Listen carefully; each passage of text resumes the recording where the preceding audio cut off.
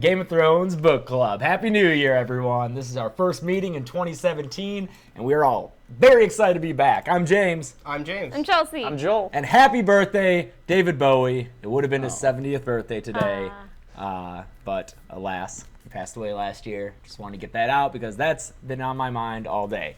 But also on my mind, because I had to do the reading this morning, is Game of Thrones, or to be more exact, A Clash of Kings, which we are returning to after, like a full month off, guys, right? Full month off. Yeah. Oof. Yeah. But we're back. We had a lot to do during that month, so please excuse us. It'll be worth it, I promise. And we're back to discuss, I don't know, about 100 pages of this. Let us know, as always, if there are any technical problems, if there are sound level problems. Yeah, those wolves do look giant. They're huge. Yeah. Wow, we're tiny. We're so small. We're the same size as the wolves? Yeah. Yeah, it's like the same size as Joel's torso because he's like right above them, and it's like they're the same size. Welcome to Game of Thrones Book Club. I'm James. I'm Shaggy. Shaggy. We're the dead ones. Sorry, I was imagining Shaggy like the guy, the singer. Oh, I was thinking Yeah. Like, Scooby-Doo. Oh, no. He It wasn't me. Yeah. Yeah, it wasn't him. Rickon, you're my darling, baby. Yeah, we Russell, missed did you all. I do this right? Yeah, Press play and you then hit guys. record. Press play and hit record. Good. Are See- the numbers moving? The numbers are moving. Then we're good. Very eventful month. I got really into essential oils and watched Minority Report, and it's like all I did. Yeah, she did get, our apartment smells so much like It peppermint. smells really I good. didn't know you got into that. That's good. Yeah, no, I don't mind it. It's nice. Yeah. Hey guys, I'm glad you're here. Any newcomers? Anyone who caught up with us maybe over the break and are here for the first time? Because we want to give you a warm welcome. There we go. I was having a hard time. We don't have a sigil this week.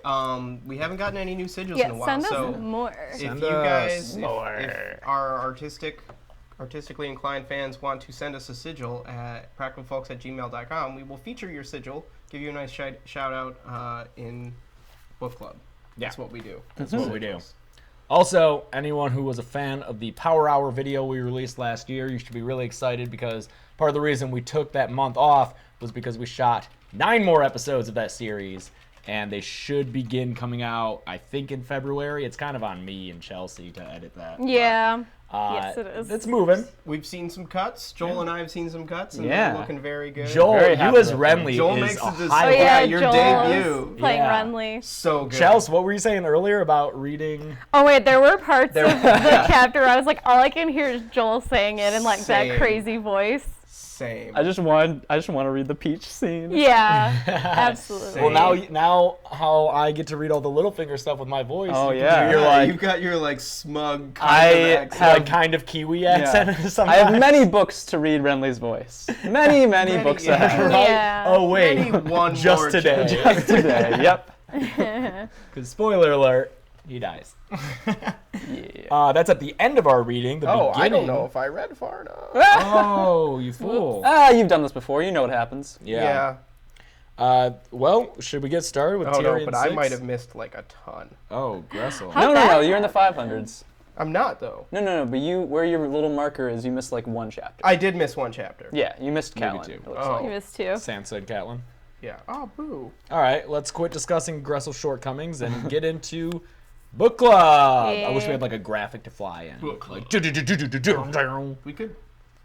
No, we're not gonna. okay, that's too much work. All right, but you can change currently discussing I to will. Tyrion 6, the chapter in which Tyrion walks in on Cersei and Lancel and kind of pieces together their whole relationship, and he tells her about Stannis and Renly, and while they're having a good old laugh about it, he poisons her. I loved that. I forgot that happens, and it's so funny. Oh, that he drugs her? Does that not happen in the show? No. Okay, that little tidbit missing out. And then he holds court, and he hears a bunch of people, including Cleos Frey, and sends Vylar along his little way, and then he mocks Thorne, and then he charges in on Pycelle. And a scene that definitely makes it to the show, because that's so creepy, him and that girl. Yeah. Oh yeah, right. You're gross. That's my Pycelle. I Yeah. think it's pretty good. We just watched Empire Strikes Back, and he's in that. It's Yeah. Oh super yeah, weird. he's General Veers. Yeah. He takes Hoth, man. Hand it to him. Oh yeah. Mm-hmm. That's true. All right, so let's ease all back into this. How'd you guys feel about Tyrion 6? I really liked this chapter. This was my favorite of the Tyrion chapters that we read. That I read. I the might two? have missed one. Oh, there were two. Okay, There were that two, we read. yeah. Yeah. The other one was not as interesting to me. It wasn't as eventful, that's Yeah. for sure. But I never love any chapters where George describes sex. It's gross. that's the second yeah. I hate Yeah, it. I'm like, that one no, wasn't let's fun. Wetness not. and It's moisture. gross. Explosions. It's gross. Yeah. Yeah. Yeah. But this one I really loved. I like the reveal of Lancel. Yeah. He turned to the singer, and you as well, cousin. Like, I think that's like laid out really well. Like from a writing perspective, I appreciate that. George writes Tyrion the best of any character still. I don't think it's until Jaime where we get another character that he knows as well and captures the voice as strongly, I think, as Tyrion. Catelyn, I think, comes close. Yeah.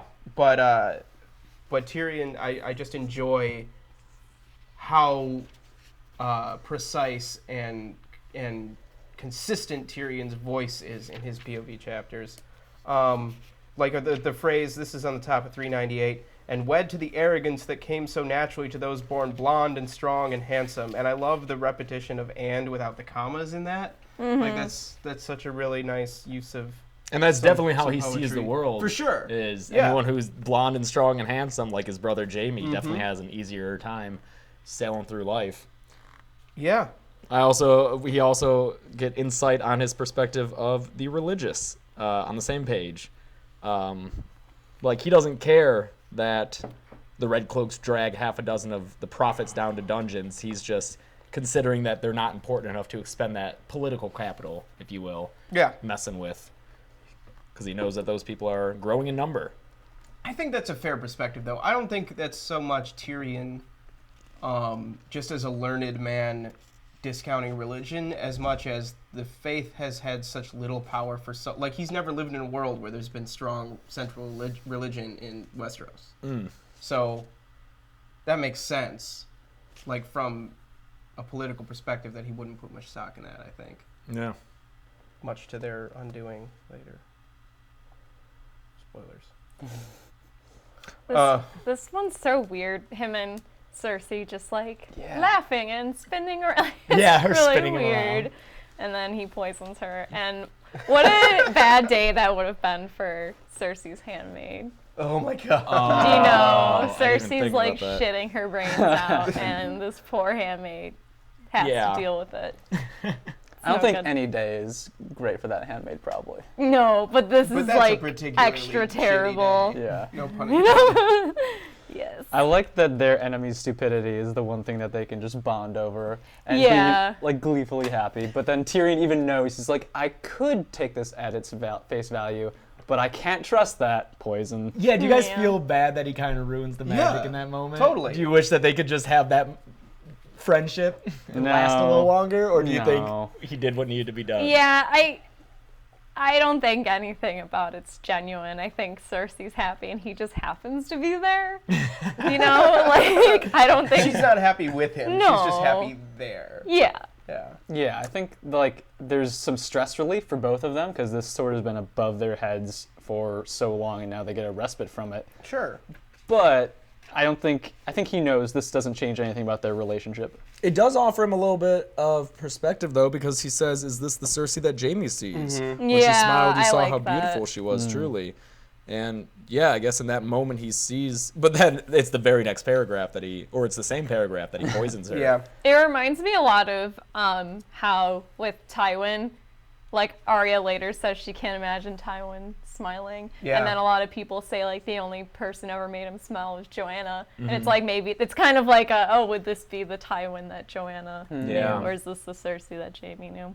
I don't think it's an accident too that he's thinking of her relationship with Jaime in the same paragraph that he poisons her. I think that kind of jealousy, going to that jealousy well to extinguish maybe any kind of like mirth of this moment is, you know. Sure, especially on the same page or a page after he's thinking of blonde and strong Sure, and handsome, you know? I think that on that page 400, we get a little bit of insight when Cersei says it was meant as a slight. Mm-hmm. I don't think I've ever realized that this is Cersei, at least from her perspective. I don't know if Robert confirmed it himself, because I don't know how much they talked with their relationship, but she's saying that Robert meant it as a slight when he gave Storm's End to Renly instead of Stannis. I think we got to take that at face value, because that would have happened earlier in their relationship, before when Cersei was still enamored, I think, with Robert. So presumably at that point in their relationship, they would have shared at least the occasional moment, and something like that probably would have come out where Robert, knowing how boisterous he was, he could have been like, "Fuck Stannis, I'm not gonna like, let's see how he likes this," and. So I think that that's true, and it confirms something that we've learned from Davos chapters, that is a big thorn in Stannis' side, and or Stannis' side, that we get more of later in Catelyn's chapter. Storm's End. What are your thoughts, Joel? You've been quiet. I like this chapter because it's seeing a lot of short-term victories for Tyrion. Like, you were seeing that he's laying some seeds, but also he's sowing what he's previously sown. Wait, which is the reaping what he's previously sown. So it's fun because we're seeing him kind of at the top of his game, as in the next Tyrion chapter, he'll really be aware of himself. He's doing, in several different spheres, especially in the next scene, a lot of work to secure his own power, to secure the position of the Lannisters, and it's satisfying. I think it made me think, though, that it would be interesting to, of course, have a chapter from like Varys or Littlefinger, but that whatever like long-term plans they have, it wouldn't be as satisfying to see in a chapter. Tyrion's doing a lot of things all at once, but you'd have to take a very like long view of things to see Varys's and Littlefinger's plans come to fruition. Well, I think that's one of the most impressive things about Tyrion's maneuvering is how, in like Varys points it out too, he in one move he both like appeases Cersei, right? Or he gets rid of her guard, but he provides a good reason to do it. Yeah. Well, and not even just like, it's not even a fake reason. It's a legit, he's actually infiltrating Robb's camp with these people. And I believe that in an earlier Tyrion chapter, he was talking to Bronn about like, did you find the guys I asked for? And I think that I had a hard time remembering what those guys were. I had a hard time remembering too. I was like, it's been too long. Yeah, here it is. It's to infiltrate Robb's camp. And that plot rightly is cut from the show. It's a little bit too... Do we get the payoff in the books? No. Red Wedding.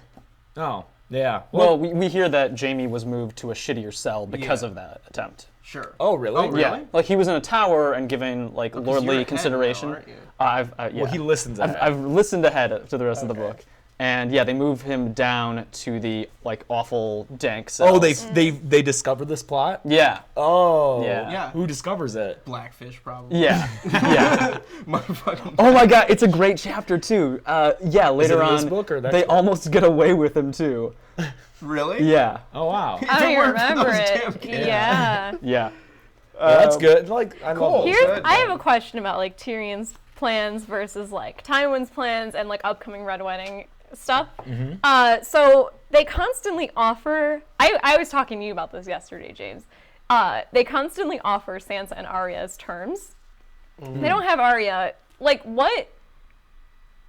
I don't even know if he's thinking that far ahead, but like, what does he expect if Robb is like, okay, sure, give us Arya and Sansa, and then what happens when they're like, oh, actually, we don't have Arya? Do you think at that point, I just think they're banking on him never... Okay, like they know that he's never gonna accept, so why not? But like, what if he does? Yeah. And they're like, oops, actually. It may be that so this is all meant to delay, like that's the whole tactic behind this. But also inserted within, there's like a note of compassion with the bones, which is, to me, interesting. But I think that maybe they could always say, it's a package deal, you can't just take one part of it. Or, where's Jane Poole? No, but if they, Yeah, it's that one thing to ruse sell won't Jane work, Poole yeah. but not like here's your sister. Here's your daughter. No. Look, Catelyn, it's Really? your daughter. Yeah. No, it really is her. We promise. She's just grown up a little. Yeah. She just looks like Jane That's Poole. just- Javier Garcia is pointing out that Blackfish was not there for the botched attempt. Thank you, Javier. Right back in Continue to fact check us. Thank you. But yeah, that's just a thought I had because I was very curious. Like, what do they expect if they call that bluff? You know. But Yeah. I guess maybe they're just not even thinking. The far. only person who wants to trade for the girls is Catelyn. Yeah. Yeah. So I don't think that's a realistic. I think they're just like, we're never going to play that card, you know. Then Alistair Thorne gets mocked. Mm-hmm. Yeah. Masks for men. I love it. Although I guess Tyrion obliges and lets him have his pick of the city dungeons. I like that a lot. Because, That yeah, you- it's like a way to give him what he wants, but, you know, also. Do you think it's foolish though that Tyrion is pretty much ignoring these? Like he admits that he had like a certain dread at the wall, But, like, but what he is like he pushes gonna it down and ignores it. do? You know? They're not in a position to marshal anyone to go up to the wall right now. Yeah. I guess Sure. yeah, they're in the middle of a war, but When Mormont sent Thorne though to do that, like they didn't know that. Like the War of the Five Kings hadn't like progressed super far by then. So you know, I think the goal was still like round up, you know, call the banners and come up to the wall. Things are shitty. Like that's the goal. But And whatever the hand means right now, I don't think that the or else. rotted hand. Yeah, the rotted hand. I don't think it represents an existential threat yet. Not to Thorne. I had that thought too. Like even if it hadn't rotted away, what does that mean? yeah, Like, it's just a dead hand. Was the implication before That it was rotted that it was alive. moving? Yeah, I thought it was like it was moving when alive he in a first jar, took and it they're like, down. "Cool, who's gonna think we're bullshitting?" But then it just, you know, Yeah, it died. it was and moving. What are the rules there then? Because it's I know, it's capable of rotting away. It's like It is shitty capable of rotting away, zombie but rules. when most of the whites are in the north, where they're not going to rot away because the cold preserves. Okay. Right. Fire. So they Yeah. could just create a wall, maybe down south, and the southern lords not worry about Dawn's fine, is Yeah. what we're saying. Yeah. That part made my stomach just sink. It reminded me of like being in school and like forgetting part of your homework or something, and getting called out on it, and it's like, oh, actually, it rotted away, and then everyone like, you know, Everyone just laughing. like that kind of moment. Yeah. Or like when like email attachments were still new and it was like it didn't attach. Yeah. Oops, forgot the. The file's not working. Yeah, I had Oh, the is same that feeling. excuse not valid anymore? No. I had that same feeling where it's like, yeah, I forget an email attachment to someone important. Especially if you say attached in the body of Yes. the email, Google will be like, you meant to attach. this. Yeah. Guys, I'm still on Yahoo Mail. They don't do that. Ugh, no, he's not. That's a lie. Before the I don't want people to judge you. before the Sir Alistair scene, Tyrion's describing the small council, and he says that Littlefinger sat feigning boredom. I wanted to ask you guys: is he feigning boredom, or is he just bored? I could see him actually being bored. Like, He's like 10 steps ahead. Yeah, of his everyone. plots are in motion, and none of this has any He's like bearing. waiting. He's like, okay, he's watching dominoes fall very Yeah. slowly. Though, go ahead. I like too that he wears his dagger to court. Oh yeah, it's like a middle finger. Because I don't think anyone is doing that unless they're like a knight. Wearing a weapon? Yeah. To court? Ferris doesn't wear a weapon. No, I don't think It just Varys seems knows how like to use like weapon. if you're in the gallery at court, I don't think you're coming with steel. And I think it's Sure. kind of interesting that he has a dagger on. Littlefinger gets so pissy at being lied to. I Yeah, love it. I love that because like he should know. He's One, he should such see a it coming. baby. Two, I think this is demonstrating that pride is the real place that he can be hurt because I think he really wanted Harrenhal. Really quick, Chicago critic Gerald says, wonder if a turtle can make a good house sigil. Actually, George R. Martin says that if he had a sigil, it'd be a turtle. That's right. That actually is George's sigil. Yeah. I do not like being lied to, my lord. Leave me out of your next deception. Yeah, he's just like, I want to be the best liar. Maybe Varys, but not you. Yeah, is it because his pride and the excitement of ruling over the Riverlands got in the way of him seeing that this could have this could have been a feint. Like, he should have seen the deception, and he won't get this cool place that he wanted. I also think that it was accelerating his plan to get the Vale. Like, if the long game is Vale north, like Vale, Riverlands north, Done. Winterfell, then accelerating the Vale plot would have been a success. Because Sansa's already met Ser Dantos, right? That plan has already started. Yeah. So, I knew it was that there was a turtle sigil somewhere. It's Eastermont.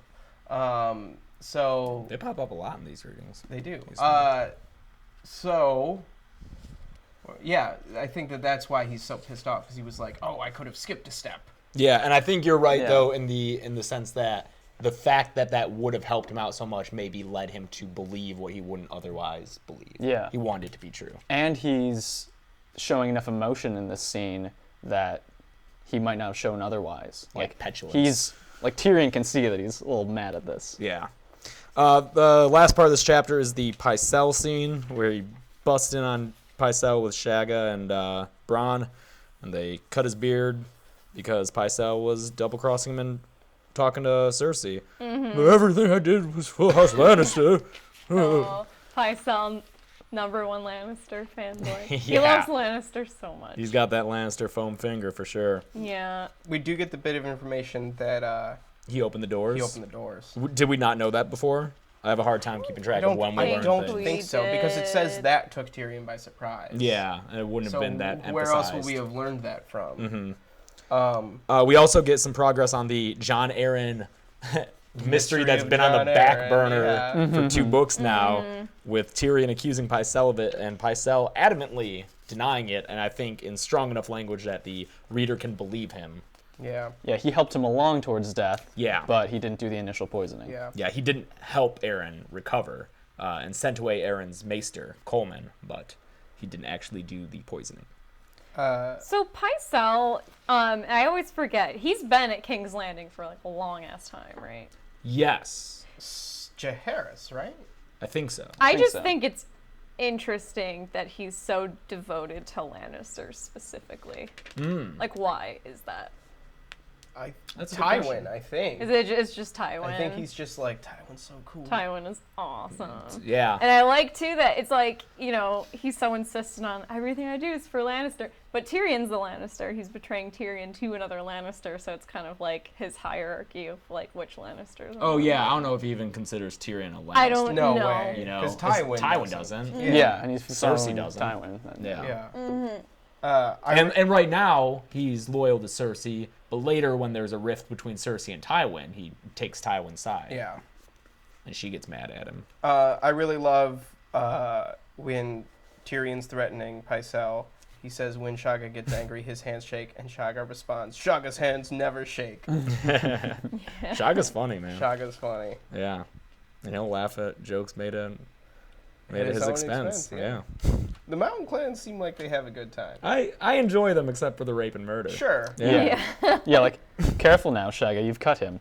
Dull-feathered warriors, not Yeah, barbers. not barbers. Like, that's a sophisticated joke. Yeah, right? That's like Well, when you don't have much in the mountains, you have your humor. I guess that's true. anything else? Any other thoughts on this? I like that Varys and Littlefinger he thinks of in the same moment that he's dispatching with Pycelle, because I think his method of having allies in the capital is figuring out who he can control, and if he can't control them, then who he can trust only to a certain extent, and is kind of always testing that. Like, he's becoming friends with Varys, sort of, Yeah. but is never really trusting him. Man, you're really sticking to the Varys pronunciation, huh? As opposed to... Varys. Oh. It's fine. Either one is Is fine. Yeah. that the audiobook pronunciation? No. What's the audio book? Varys. Varys. Which is probably infecting me a little bit. The very ending of this chapter. Varys. This kind of took me back a little bit. Perhaps his father's way would have been best. Summon ill and pain, mount 3 heads above the gates, and have done. Like, you could, just get rid of kill He could. Pycelle and Pycelle, and Littlefinger, Varys. I think killing Varys would be a mistake. Yeah, But like, Maybe. why not just kill Not- Littlefinger? not for I don't him. know. I don't know. Like that ends. But yeah, why not just kill Littlefinger? I Yeah. guess as economically. economic, he Yeah. has his little fingers in so many pots. Is it this chapter or the next one where I think it's the next one when Lancel comes to wake him up and he says that he was like going over the ledgers. Yeah. It was like, Yeah. oh, like there's so much paperwork. Like, Yeah. like it's crazy that Tyrion is actually like checking over and Littlefinger's still doing all of his like paperwork. You which take we've all been Littlefinger's done by head, hand. no one's gonna be able to make sense of that account. That's Yeah. very true. I'm Yeah. sure he's made himself so invaluable with all the debts to everywhere that Yeah. things would go badly for quite a while. Yeah, he shields himself with money and paperwork. Yeah. With numbers. Is this Arya 6? Fine numbers. Mm-hmm. This one's pretty bad, but not as bad as Arya 7. Yeah. Oh, yeah. Yeah.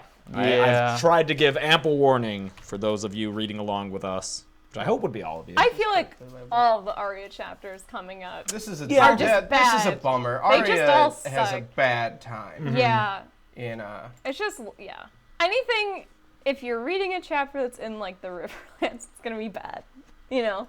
Yeah. Riverlands are not a happy place to be, despite their attempt at a new tourism campaign. I agree, Javier. I think that killing Varys would be a great idea. For the Lannisters. Yeah. Yes. Yeah. He's all about them targs, man. All right. Arya 6. This chapter is the one in which they are get- questioned in the storehouse. And they get to Harrenhal. Yeah, And we yeah, get then they the march to Harrenhal. Harrenhal. Yeah. And then Hot Pie finds out that she's a girl. That happens. And then at Harrenhal, I think in a overly confusing sequence of events, she says that her name is Weasel and then is assigned to Wheeze as his Yes, underservant. that's unfortunate. Why, George? Yeah. Why do Wheeze and Weasel? Yeah. Yeah. That's dumb.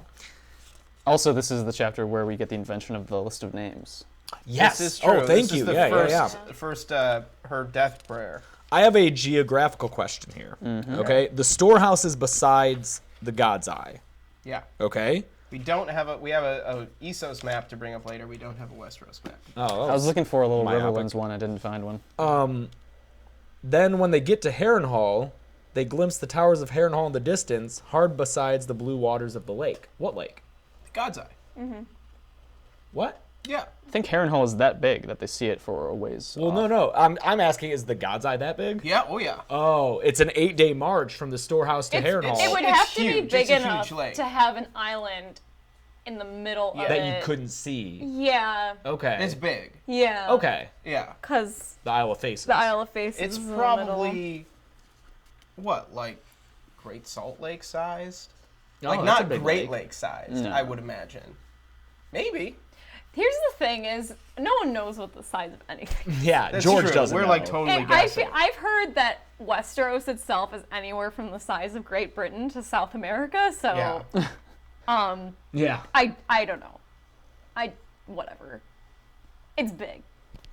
You have to walk far. Sure. So this whole chapter takes place Just like along don't the even God's think. Eye. Just don't even think about it. Sure. Okay. The best- George even admits like it doesn't make any sense. Yeah, like the geography. with geography and with like troop numbers. He's like, I Yes. just write stuff. And like, Yeah. because I think it was George who said that Westeros is the size of South America. That's huge. Yeah, you But can't. that makes sense to me. Like No. in the description, As far as walking, traveling, because yeah. it says didn't it take them months to get from King's Landing to Winterfell? No. I not think like months. a month. Really? Still, that's a long time if you're just marching all day. I guess. Like, how long does it take to walk from the top to bottom of like Britain? Not as long. Well, clearly. That would be like. Look, should- all of us are talking out of our asses right now. Let's just move Well, on I'm to just- Arya sure. 6. Because none of us have walked Britain's length. No, but I like. never ever will. Never you know, like have how, I. how long does it take to do the Appalachian Trail? Like That's like That's months. months. yeah, that's yeah. months. Yeah. Yeah. Okay, fair. Yeah, All right. that's another thing I never want to do. Oh, that's high on my list. Yeah, James can go do that. All right. So this is just a horrible chapter. We are introduced to the Tickler, who I really like that his face is so ordinary and garb so plain that she would have mistaken him for one of the villagers. Like, evil comes in many forms, not just the mountain or like the horrible look of like Rourge and Biter. It could also just be a regular looking guy with this, like the name the Tickler. I think of like a Joker-esque villain, you know, someone who looks very distinctive and like, haha, I'm gonna get you, I'm the Tickler. But no, it's just like the guy that you see at Ralph's, just like. We're starting to get the theme here of the banality of evil in war, where evil can come from people who don't look awful, and people can die for any reason. Like, it's horrible because people will die if they speak out, but they'll also just die for nothing. They'll die saying how much they love the king. They'll die if they have been even like sleeping with the soldiers. They'll die even trying to bargain. Yeah. I'll tell you everything if you don't kill my daughter. They kill the mom, and then they kill the daughter. Yeah. So it felt a little bit like, I mean, I was confused by the morality of the evil going on here, because they'll kill them for nothing. Yeah. But they do want to keep them alive. Like, they don't always kill them for nothing. Sometimes they just beat them, and then they keep marching them. So why not just kill them all? Like, They Need need him to staff staff. Harrenhal. Yeah. I think they were kind of like, okay, we need to bring this many people back. And they were like, cool, we have a surplus. We can just kill them. Yeah, it's You probably know? that. I mean, God, a 3-year-old kid gets his face smashed in with a mace. Yeah. And then the mom starts screaming and they kill her. I wrote "Dear God" next to that because it's just so horrible. Oh man, and these aren't even the Bloody Mummers. I don't know who's worse, Mountain's Men or Bloody Mummers. They're both awful, but you know what's interesting? I don't know. No, yeah, we had to have talked about this because I think the Hound talks about it, where the Mountain has like his head hurts all the time. Is it because he has like, Have we talked It's like about that? gigantism. Yeah. I don't think I've read that yet. Oh, maybe it comes up later, but that's the thing. Is like he is Blinding headaches. Yeah, blinding headaches. So he's always like in pain, and that's why he's so angry. But I like that he has like head pain because I listen to a lot of podcasts about serial killers, and one of the things that most of them have in common is they all had head injuries as children. Oh yeah. Yes. Oh wow. And I just think it's interesting that there's this focus on like he has head pain, and I like that relationship. That there's just something fucking wrong, you know? Like There's definitely something he's wrong just with it. programmed to be a fucking monster, you know? Well, I think that, you know, especially when you we're supposed to compare, I think, Sandor and Gregor. Yeah. Yeah. And I think that, you know, I'm pro Sandor as a character. And I think that, you know, you got to look at what makes them different. And it's not just Sandor's experience with the fire. Like, there's something else going on there. And it seems like Sandor's father and grandfather weren't bad people. Like, you know, so I like that there's this, like, seemingly medical reason for I think that Gregor kind of being a monster. Yeah, and that to me is like one of the most terrifying kinds of people. Like there's nothing you can do really. Right. You know? It's Yeah. just Someone's you're just wired you're that way. broken. You're He's a just broken sociopath. person, yeah. He's just evil. Like that happens. Yeah. It's scary. And I think it's interesting to put a person like that in a world like this where their monstrosity is rewarded. Yeah. Yeah. I mean, he says his mantra: obey, serve, and live. That's the Mountain talking. Yeah. And obviously, many people who obey and serve them will not live, but that's how he thinks the world goes. I like that we get a little bit of insight into the small folks' opinions on things. Lord Beric did us no hurt, though, even though they took things. A little bit of divisiveness over Lord Beric because one guy says he paid for everything, but, like, how are you going to eat money? But, no love for the Tullys, no love for the Lannisters, no love for the Starks. Love, a little bit, at least, for King Aerys. Yeah. Sure, he might be crazy and killing people at court, but for the small folk out in the Riverlands... Yes, that's fine. Yeah. He didn't give a shit about them. Yeah, he kept No. order. He wasn't gonna like burn them alive. And it was a long summer.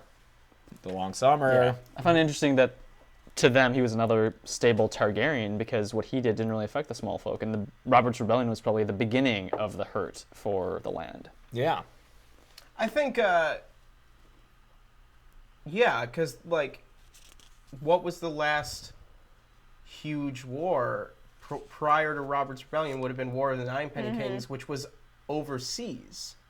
There hasn't been a massive war in Westeros since the Dance of Dragons?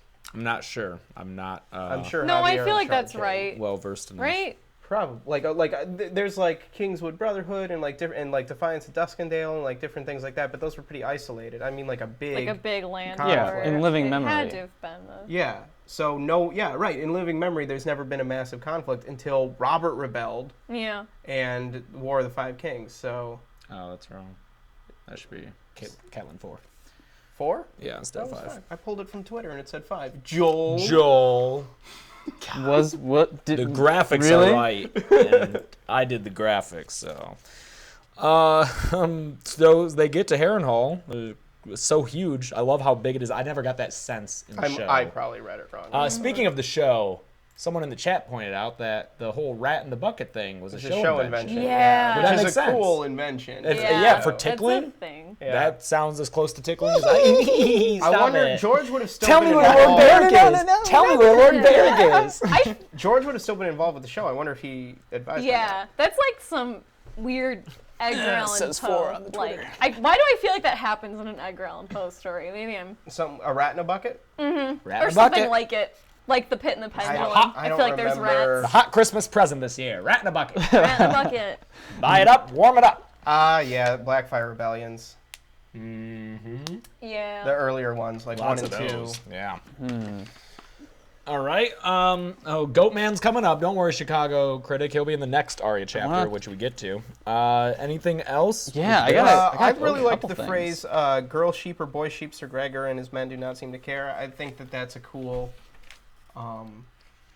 like metaphor from Arya's perspective, that she's No. Okay. There's not good the door. that she's made this Oh,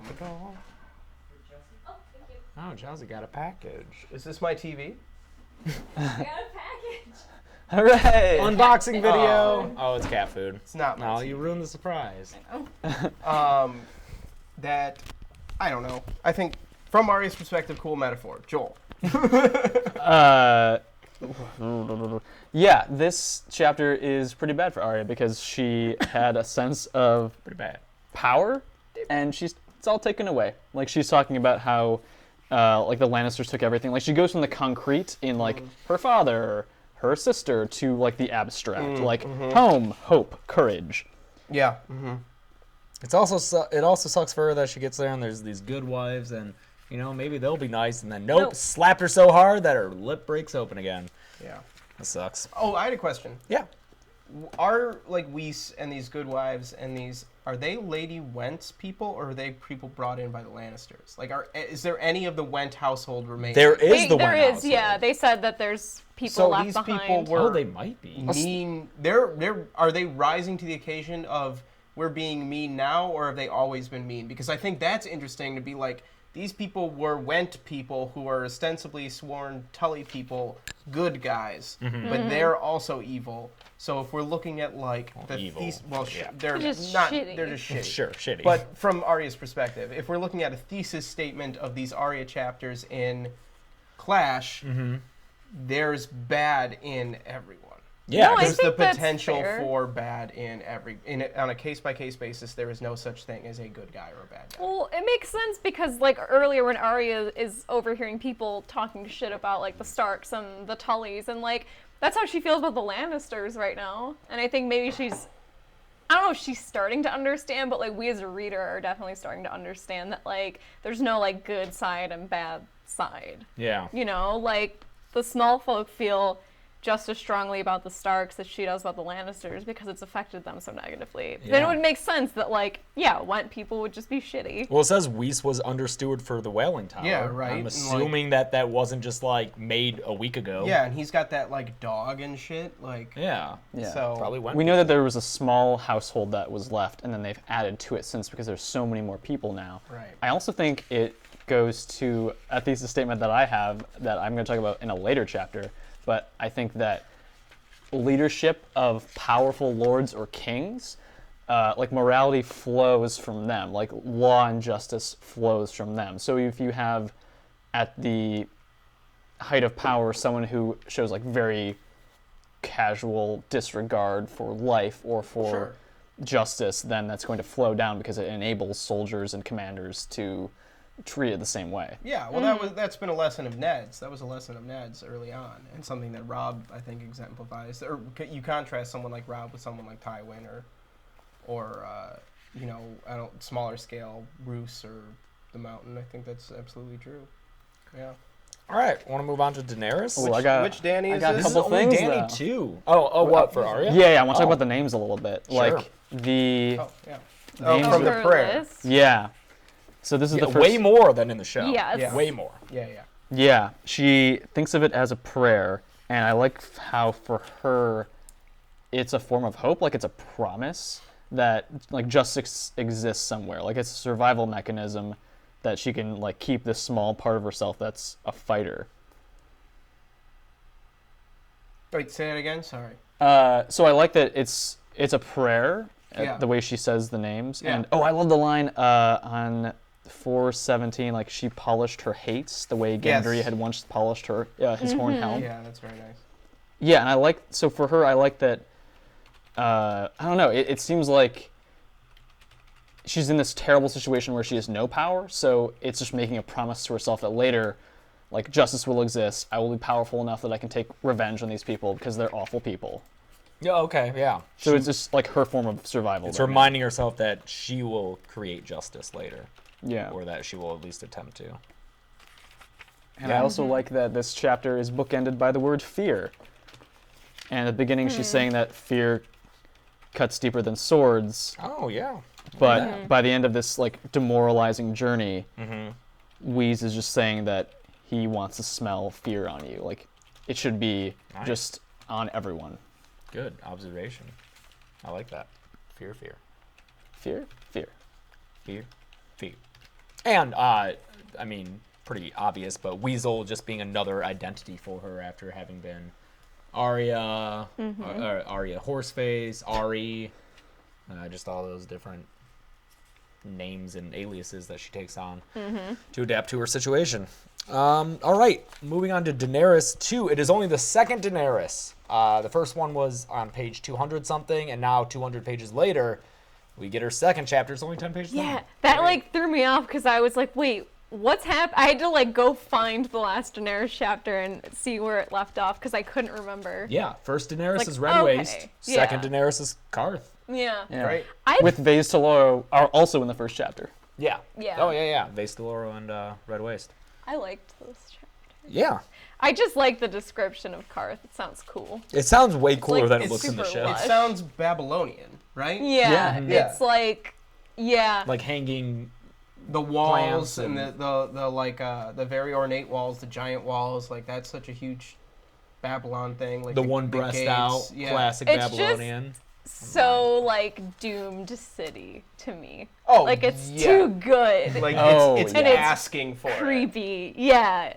Like it's too amazing to exist. Hey, others blew curious horns that encircled their bodies. Are those sousaphones? I think it's something similar. Yeah. They got tubas in Karth? Yeah. No. Cool. I definitely think it's like a big Like great bronze snakes? Yeah. Yeah. That's fun. like a deep brass instrument. Yeah. Boom, boom, boom. Mm-hmm. All the colors that had been missing from Vase Teloro had found their way to Karth. There's some pretty language in this, but like none of this chapter really like stood out to me. Like I'm flipping through and I'm like, I didn't really underline a lot here. I underlined Zorse because I wondered what it was. Zor's This is probably a zebra. zebra. Yeah, it's basically a zebra. Yeah. Like every I liked that. Is We've there got a zebra and a wolves horse and snakes. crossbred? I think that might be right. Yeah. So it would be, oh god, what are those called? Like a Source. mule. No, well, oh no, just kidding, because they're in like the giraffe family. They're like, they look like horses, but they have like zebra hind legs. Someone's gonna know what it is. Oh, but yeah, I they're know not what you're talking related about. to zebra. They're like Okay. in the giraffe. Oh, Someone those will things that tell look us. like tapers, kind of. Yeah. Like they have taper No. Recently faces. extinct, like 100 years ago I or don't 200 know. years ago, maybe. Someone will tell us. Yeah, someone will tell It's us. fine. Yeah, this was like a plotty chapter, but I like Quaithe. Quaithe was the first thing I underlined. Quaithe is exciting Yeah. to me because there's a lot of cool little fan theories about Quaithe, which I would hold off on Yeah. Googling or discussing because there's more. Yeah, I got nothing right now. Right now, Yeah. she's just cryptic. Yeah, there's good stuff. In the show, she doesn't even interact with Dany directly ever. She talks to just Jorah talks to twice, and that's it. Oh. Yeah, show leaves Quaithe out pretty much. Yeah. I I feel like you were Yes, you were talking thank about something, you. right? Did we? No, Do we just, interrupt oh, or okay. no, just Okay. Quaithe. Okay. I noted that slaves would tend her every need. Yeah, and she's just so dismissive of it. Yeah, just no comment or thought But, from like- her about it. Yeah. I bet it's just because, like, oh, well, they take good care of their slaves here. You know? She doesn't Oh. even think. Yeah, a copy I saw. Oh, Okapi. Okapi, that's right. I thought it was yeah. Okapi. No. Okay. I think it's Okapi. I don't know. Sorry, sound. Yeah, don't cough in your mic. But yeah, I just think it's interesting that I bet that I wonder if Daenerys's big issue with slavery is like not necessarily the ownership of people, but like the treatment of how you own your people, the people that you own. Because yeah, like there's slaves here, but she's not gonna like try and liberate the slaves of Karth. Yeah. Yeah. because it seems like, oh, this place is like pretty luxurious and whatever. And that fits with her development of a social conscience, like her wokeness. It's not all the way up yet where she would realize that as a fundamental human right, just someone being owned by another person is wrong. And maybe she's thinking, oh, well, if they're treated well, maybe it's okay. And then eventually she'll change her mind on that. And there's no mention of a slave trade. Whereas, like, with the Dothraki, like, their slaves was so much part of a slave trade. And, like, in, I think, where do they go? Do they go to...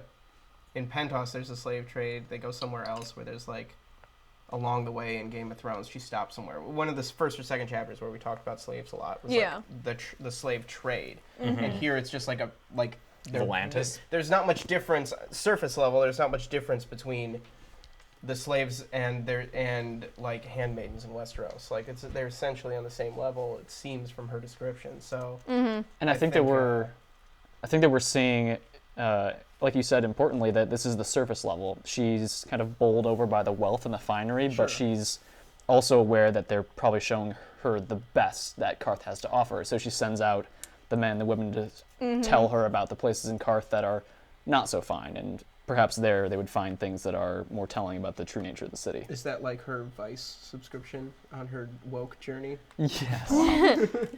Also, the luxury of Karth makes her look at the Dothraki a little bit differently. Yeah. You know, she's like, I wonder if they're just thinking about plunder. They must look so barbarian to these people. I wonder if she's feeling a little bit of embarrassment. It's like even Jorah changes from his Dothraki clothes into his armor from the west to look more presentable, I guess. And I think she starts to have a little bit of a conflict that she can see being relevant later, where the Dothraki conquer and plunder and leave a place like Vaes Toloro, but she wants to conquer and then rule and have a peaceful city like this, but those two are in conflict. Yeah. So she's got her mind ahead on that. One thing that really bugged me about reading this chapter is, like, how is she not way more skeptical Of Karth? yeah, It is a weird. like they're this, She's like, a little girl, man. still, like, she's intelligent. We've talked about how intelligent Dany is, considering her age. Sure. And given her experience and the fact that they're, like, on the verge of death and then suddenly, like, why? And another thing, too, why don't they just kill her? Who? Dany, and take her dragons. Oh. Are they worried that she's connected to the dragon somehow and they won't be able to survive without their like They need might to, worry about Jorah and the Dothraki. but like they're a whole city state, Sure. you know, and they let this ragtag group in and they treat them so well, and I'm just like, Quaithe has the right of it. She's like, beware, yeah. and I'm like, beware, Dany. Yeah. And Jorah is much more, she is a little bit, but she's mostly embracing of what they're offering her, and Jorah is the one who's skeptical. I think that She's too quick to she- accept. She's Look, a beggar man. queen. Look, man. She's She's been no out in better the than desert Viserys. for how No, long? right. She has been just having a rough go of it she finally gets to a place where maybe she can have a hot shower, maybe some food. Just Sure. give her a little bit of a break. Or, I agree. Swim but in the like, koi pond. Yeah, you get Yeah, fish sounded nibbling at nice. your skin. That She's sounds at okay. this point, they talk. Isn't it? They talk about it at the end of this chapter where he's like, "You're more like Rhaegar." Yeah. She's not. She's no better than Viserys. Aw. No. Come Okay. She's a beggar queen at this. Whoa. Hang on. Okay, I agree That with. is, yeah, No, sorry. I agree with you that she is being more trusting than she should, but I think that she has the. So she's got the boldness of what her title thinks it gives her, and dragons, and she's still, though, in this vulnerable position, needs help from others, and I think that. I don't know. I feel like she's just out of college. Like, she knows who she is and what she deserves. She's seen some shit, Yeah. but she still needs the world to, like, give her things, and she thinks that the world owes her these things. So it seems kind of natural to her that they would want to give her. Like, she's asking, like, okay, great, now give me my ships, You're because I'm going really to... extending this Dany as millennial metaphor. I like it, though. Yeah. But, no, I think it makes sense that she would, like, I don't know what I was going to say.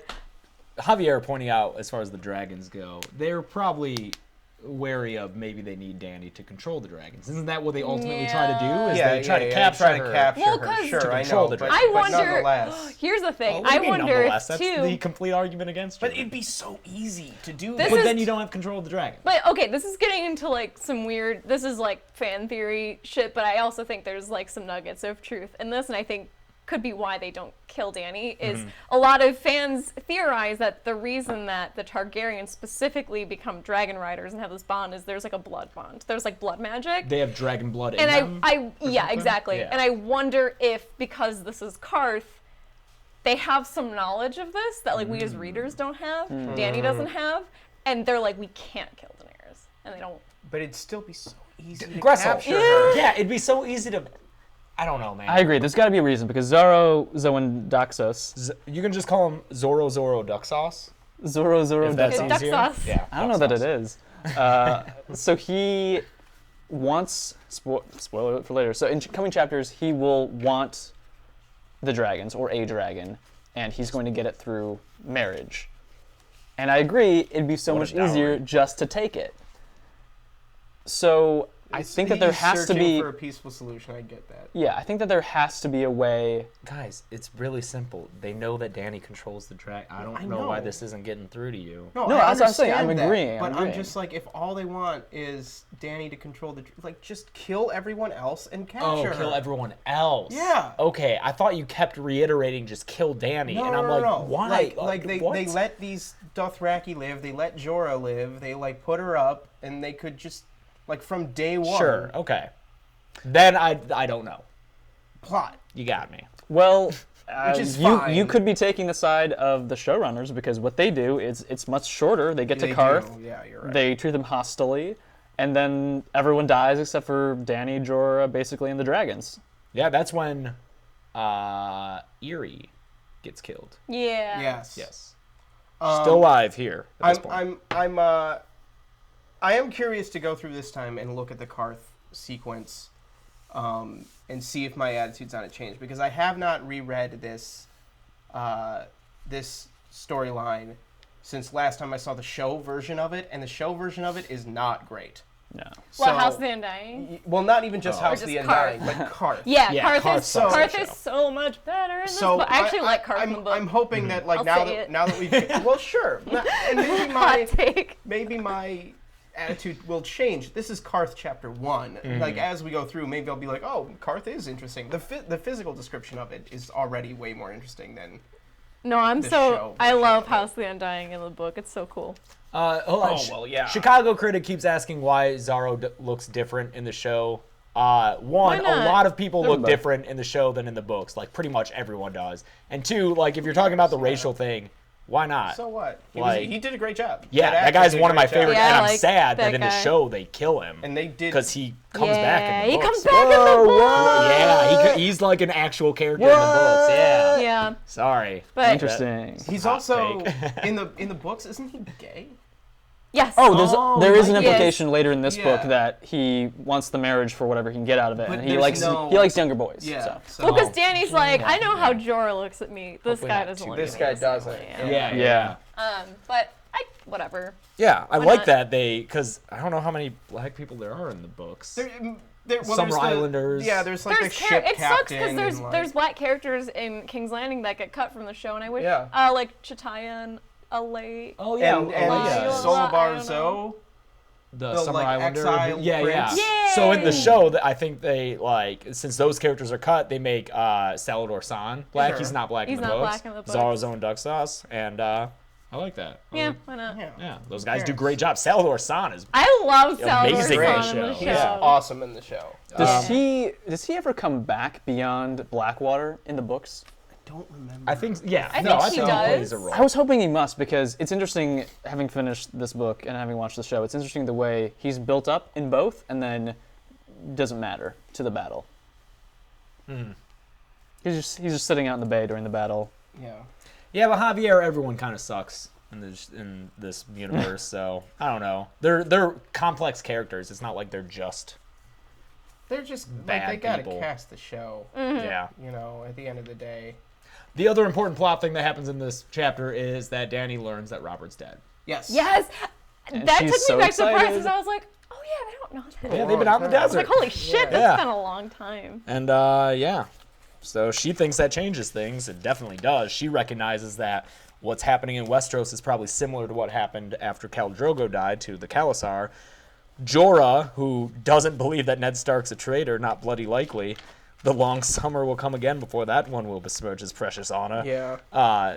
He thinks it doesn't make much of a difference, but that's probably just because he wants to run east with Dany. Calm down, Jorah. Mm-hmm. Okay, anything else before we move on to Bran 4? Got a lot more to cover. I don't think so, really, in this one. Quaithe was interesting. I love this lot. What? Khaleesi, the Seven Kingdoms are not going to fall into your hands like so many ripe peaches. Yeah. Renly. Yeah, I did underline Yeah. the peaches. I also really like the line when she learns that Robert's dead. She said, outside her walls, the dusk was settling over Karth, but a sun had risen in Dany's heart." And I feel like Dany, in the way that I was talking about, the way that George writes Tyrion, the way that he writes Dany is a lot of phrases like this, and I feel like she has a lot of the metaphors that he uses when he writes Dany. And I could be wrong, and I could be projecting just on this specific chapter, but I feel like, if I remember correctly, he uses a lot of nature-based metaphors, and I feel like that's a reflection of really where she kind of grew up, which was the Dothraki Sea and in the Dothraki culture, which we've talked about being Native American and Mongol and kind of very nomadic and stuff. And I think that that's really interesting that becomes such a part of who she is. That's kind of the way that she sees, the kind of poetry of the world versus the kind of irony that Tyrion has. Yeah, and using those things as metaphors makes sense when even before she met up with the Dothraki, just basically not having a home really as a kid and not having ownership of things. She's never really owned stuff. Yeah, so that's it makes true. sense that all of her metaphors would be things that you can't own. They're things that That's a cool point. you know, they're things that have always been there. They're the only permanent things for her. There's always a sun. Yeah. Yeah, it always sets. Yeah. Yeah. Yeah. That's a great point. Yeah. I don't know. Bran 4. Bran 4. How y'all doing? We're moving along, guys. How's our chat doing? How are you guys doing? You having a good time? You missed us? I hope you missed us. We missed you. Bran 4, the chapter in which we get more Reed stuff, because I love the Reed stuff. The reads are awesome. Once the Reeds come in, I'm all in for Bran chapters. Yeah. He's with them in the woods in here, and they talk about green seeing and dreams, and then Jojen keeps pressing Bran, who gets mad, and the direwolves kind of attack him. They run up a tree in what I imagine to be Scooby-Doo fashion. And then Bran goes and talks to Lewin, who shit-talks magic some more, just like he is wont to do. And finally talks to Mira again, and she tells him about a dream she had with him and the phrase, which I'm going to have to talk to you guys about because I don't remember the meaning of it. That's about it. A lot of dream talk. dream talk in this chapter. Oh, Emily Strong, I thought that said we missed you a bit, and I was like, all right, way to be honest. Sure. Well, I enjoyed my Sunday. All right. Thoughts on that? What are you doing? Texting? You on Facebook? No. You on Facebook in the middle Talking of to book my club? wife about dinner. Oh. Oh. All right. Said, all right, we get it. You're married. Speaking of marriages, we heard that Ramsay Bolton, or Roose Bolton's bastard, Oh, yeah. married Lady Hornwood in this chapter. And Lord Manderley Took the took the castle just to make sure things are safe. And Cassell is mad at both of them. Oh, yeah. Yeah. He's obviously pissed at both of them. Because he loves that. No, I need this right now. I'm writing. Get your. You own have pen. beautiful handwriting. I don't know how you can read it. Oh, this is how hardly are those legible. Two things? Because aesthetically, it looks good. No. Yeah, this stuff's very. No, you can it's read it. Gross. So yeah, that's my Bolton bulletin for the time being. Yeah, you always gotta watch them. Things are going on, guys. Yeah, always in the background, you know? What, Bolton's? Yeah, Bolton Yeah. married Lady Oh, Hornwood. yeah. Yeah. Yeah, he's very much just like a specter in this book for a good part of it. Yeah. I had a question about the reeds and about Greywater Watch. We learned in this one. It's Holland's moving castle. Yeah, Helen's moving castle. Literally, that's what it is. Yeah, so it moves and ravens can't find it. Yeah. And so Mira and Jojen left when, as Jojen tells, he had the dream about the flying wolf. So Ned's letters that he's been sending haven't gotten there. What news do they know about the realm? Like, how cut off are they? I want to believe, this is totally headcanon. I want to believe that Greywater Watch is magical as fuck. Yeah. And like they know what's up. To the point so that when like the Lord of Greywater Watch's like 13-year-old son or however old he is was like, "Father, I had a dream about a chained wolf," and he was like, "To Winterfell." Like No, because they all know they magic's know what's real. up. Yeah. Yeah. So I don't think there's any worries about Keeping updated. keeping updated. As far as like outside news, I think it is a problem for like Ned trying to send word to Howland, and it's interesting that Ned wouldn't know that. And I think later, That's true, yeah. Robb sends physical people to the Neck to get word to the Crannogman about his plans for stuff. So it seems like maybe Robb knows that, or he doesn't trust ravens. I forget the specifics, but still, it's very strange that Ned, who's like who was so close with Howland, wouldn't be like, "Well, I can't send a raven. Better send a guy." I just want to know more about the I reeds. know. It And they're, kills like, me that we don't know hidden anything. swamp castle. Yeah. And pretty their cool. sigil's a gator. Okay, is a lizard lion an alligator? Are I they thought it the was a same Komodo thing? dragon. Oh, I was imagining it Oh. being like a horned With like a lizard. frill? That's what I thought. Those little guys just camp around and go like, "Rah." But Mira's description. That was okay. You're talking about a Dilophosaurus with a Rat's Tyrell voice.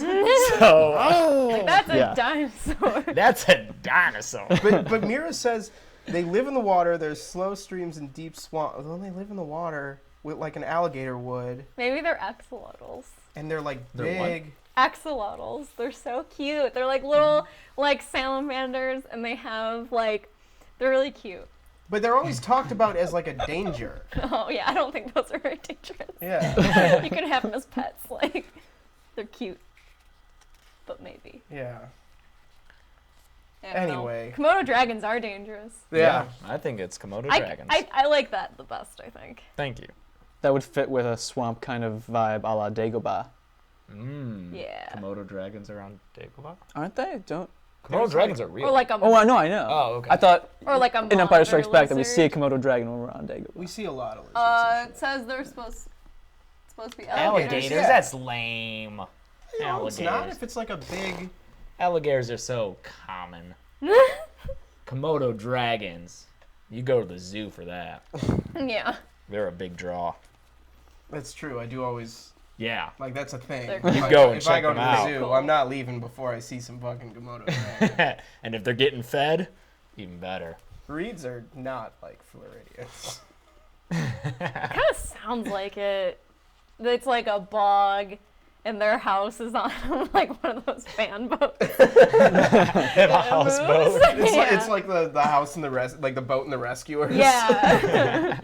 I wonder if they're an especially paranoid people too, because it's for security. I would imagine that their enemies can't find it and ravens can't get there. I wonder why that evolved to be the way that they live. I think it's an otherness. Like there's like the Riverlands people, the people of the Riverlands, don't really like them. The Ironborn hate them because they're viewed as like poisoners and cowards because of the way that they fight. I think that That's how the phrase feel about them too. Yeah, and that's how the phrase feel about them. So I think that it's like an otherness thing.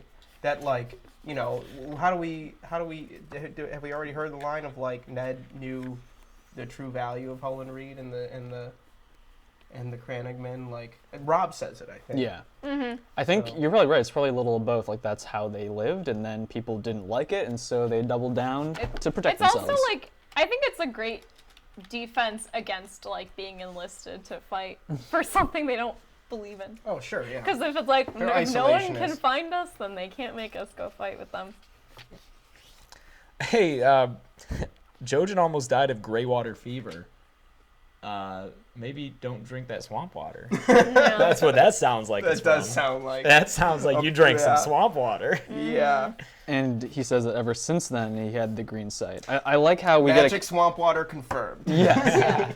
I like how we get a couple mentions of today is not the day I die, and then the first one, Mira looks at him defiant, and he's just sad because he knows. I think he's told her what's gonna happen, and It's like, Mira, Yeah. listen, I'm going to get stabbed by some shitty CGI skeletons. Yeah.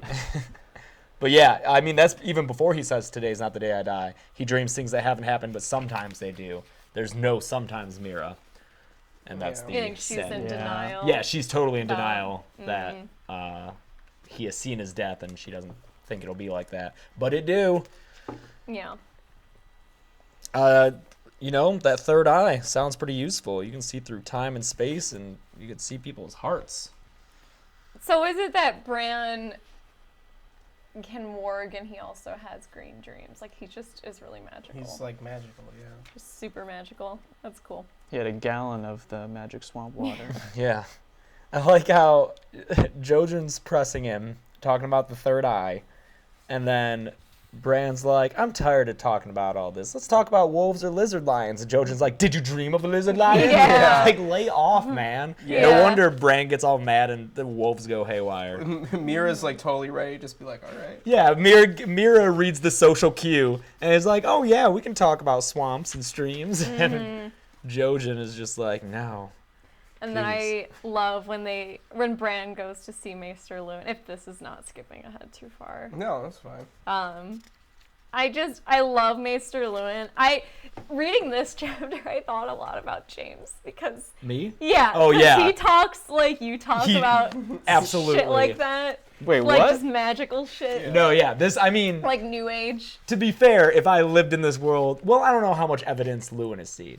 I base things on Probably a lot. evidence, so, you He know, has a Valyrian steel link. I just like to believe that in a world with magic, I would believe You in would magic. believe in magic. But, like, in our world, yeah, I think of things exactly like how Like Luwin Maester thinks of Luwin. things. I thought of you a lot. Because he's like, oh, you think that dream came true? What about the tens of thousands that didn't come true? And I'm like, yeah, Yeah. Luwin, you get it, man. Yeah. Like, clearly in this series, that kind of thinking is short-sighted, but I think it's perfectly applicable in our world. Yeah. That's a good skeptic empiricism, Luwin. Yeah. I'm That's thankful a for the comparison, that's a thing Chelsea. where yeah. James and I sometimes talk about like what random things would be like a deal breaker, like would just we would like if one of us developed like a personality trait that would like make us break up, like what would it be? And it would be if I got into like really new agey shit. Yeah. Like rocks Crystals that like and stuff. crystals and things like And, like, really believed them. James would not be able to handle it. I wouldn't stand for it. Yeah. Sorry. Damn. These are the things we talk about. I don't know. But what would break us up? Yeah, but like, what would I have to do? And it would Be very detailed. yeah, it'd be crystals. Crystals.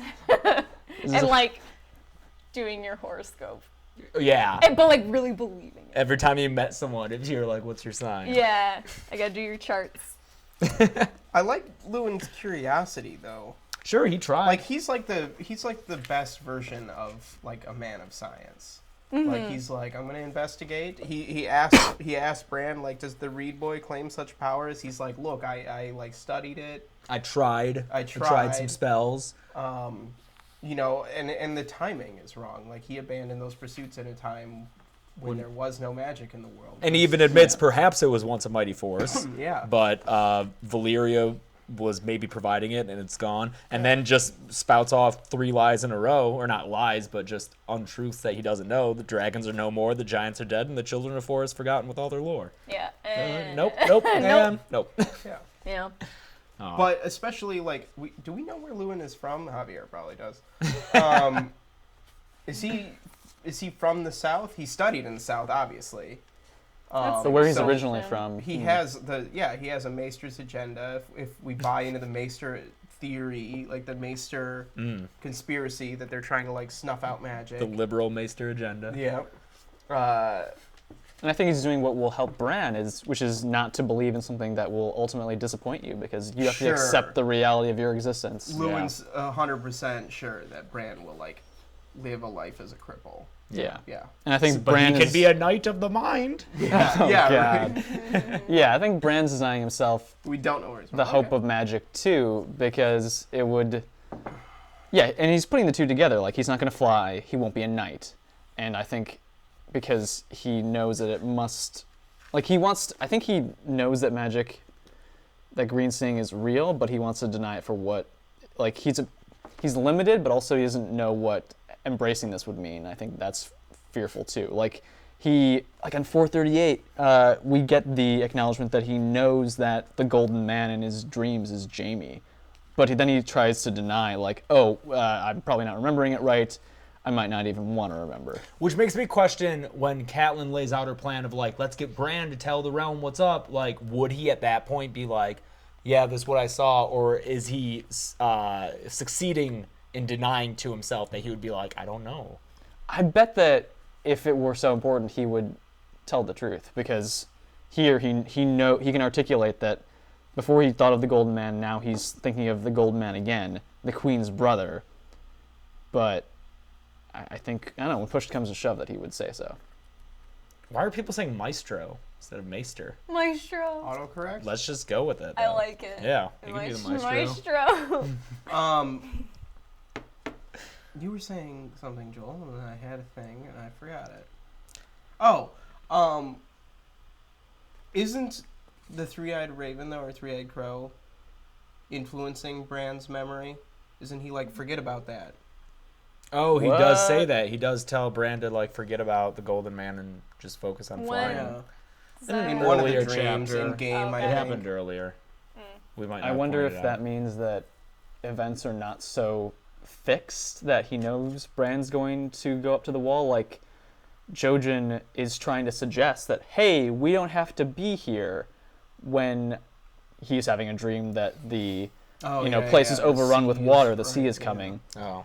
I think maybe there's still some malleability with events. Like, Jojen is trying to encourage him to not be here when things happen. Well, I think the crow is just like, don't focus on that. That's insignificant in the long run. Like, you have more important things to do than worry about your fall.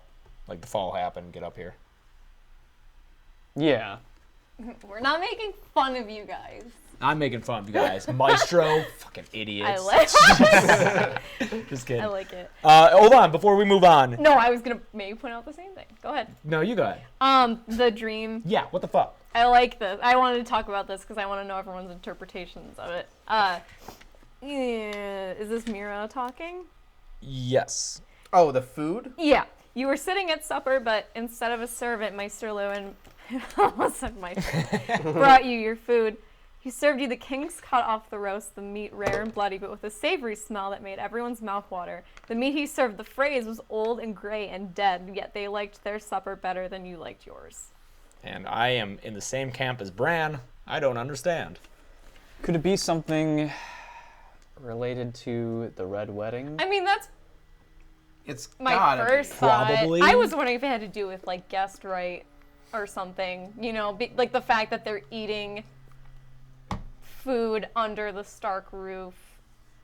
While plotting to, like, they're rotten. They make what they touch rotten or Maybe. something. Old and gray you and know. dead. But they like their supper better than you liked yours. I mean, yeah, like they get. if the king's cut of the roast, Rob is a king, and it's rare and bloody, so that would be Rob being killed, and Bran wouldn't like that. So that makes sense to me. Is like that the king's cut off the roast is a metaphor for Rob in the Red Wedding. The old and gray and dead. Not entirely sure. I think it's got to be Red Wedding. It's probably just Jojen. I'm just looking for the specifics of old and gray and dead. Walder. Walder? I mean, he's not dead. No, but like But I think it maybe just the idea of like he brings death. like not. I don't know, I'm trying to think of how to word this. Like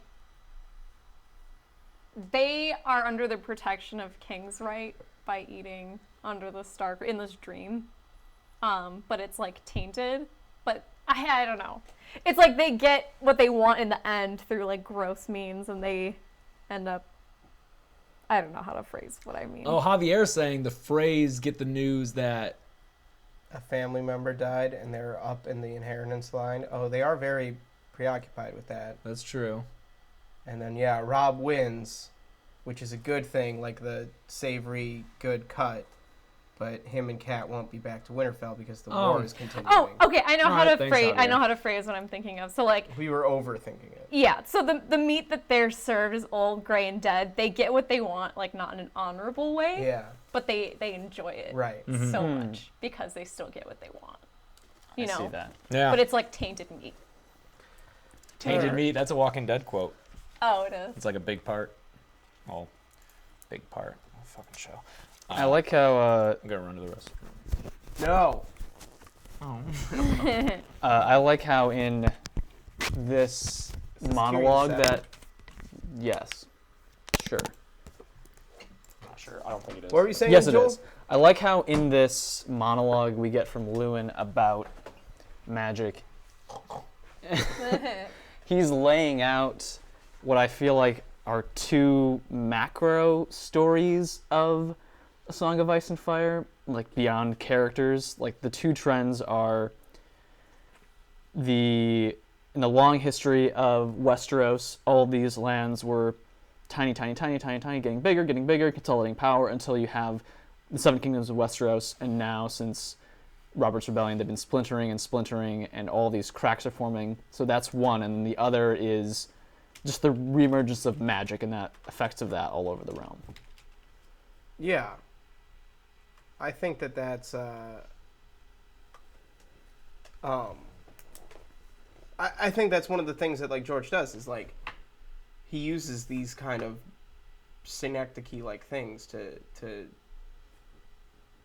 tell the bigger story in smaller ways. Like I think that and like history repeating itself, like it's a lot of themes that he kind of comes back to of the Song of Ice and Fire as a bigger thing that happened before, that it will happen as a smaller thing now, or you know, the repetition of the Long Night or the last story of the Last Hero or whatever. Like he you know, I think that all that is something he does a lot. Yeah, and I don't have any thoughts about what it means, but I think it's interesting that the story he chooses to tell is after kind of these two tracks have been stable for a very long time, like a very, very long time. Like in Westeros, there have been little skirmishes, but it's mostly been the same for 300 years. And magic's been out of the world for 150 or whatever. Yeah, that they're happening at the same time. Yeah. I think that, you know, one of the things that's so interesting to me about this series, when I first read it especially, is that it began in a world where magic doesn't exist.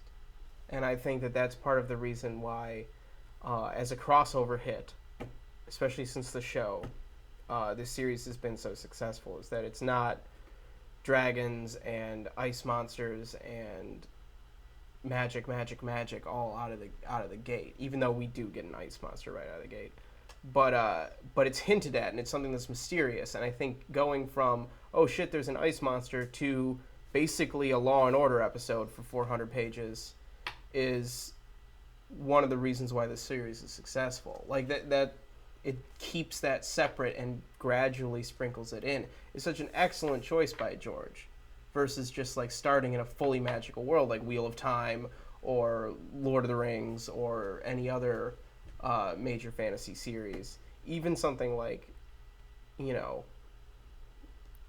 I'm not going to make that comparison. That would be me reaching way out of my depth. But I think,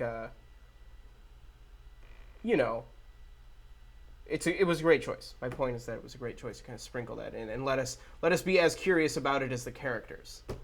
That's a good point. Yeah, and I like that we get comfortable like they would with the lack of existence of magic, and it's new in a way that's fresh to the characters when it happens. Coming back. We still on brand? No. Good. We had a bigger discussion about the series as well. Oh, don't knock over the curtains. Trying Everything comes crashing down. Green dreams are made of this. Oh, Who am I to disagree? Yeah. I still know the name of that song.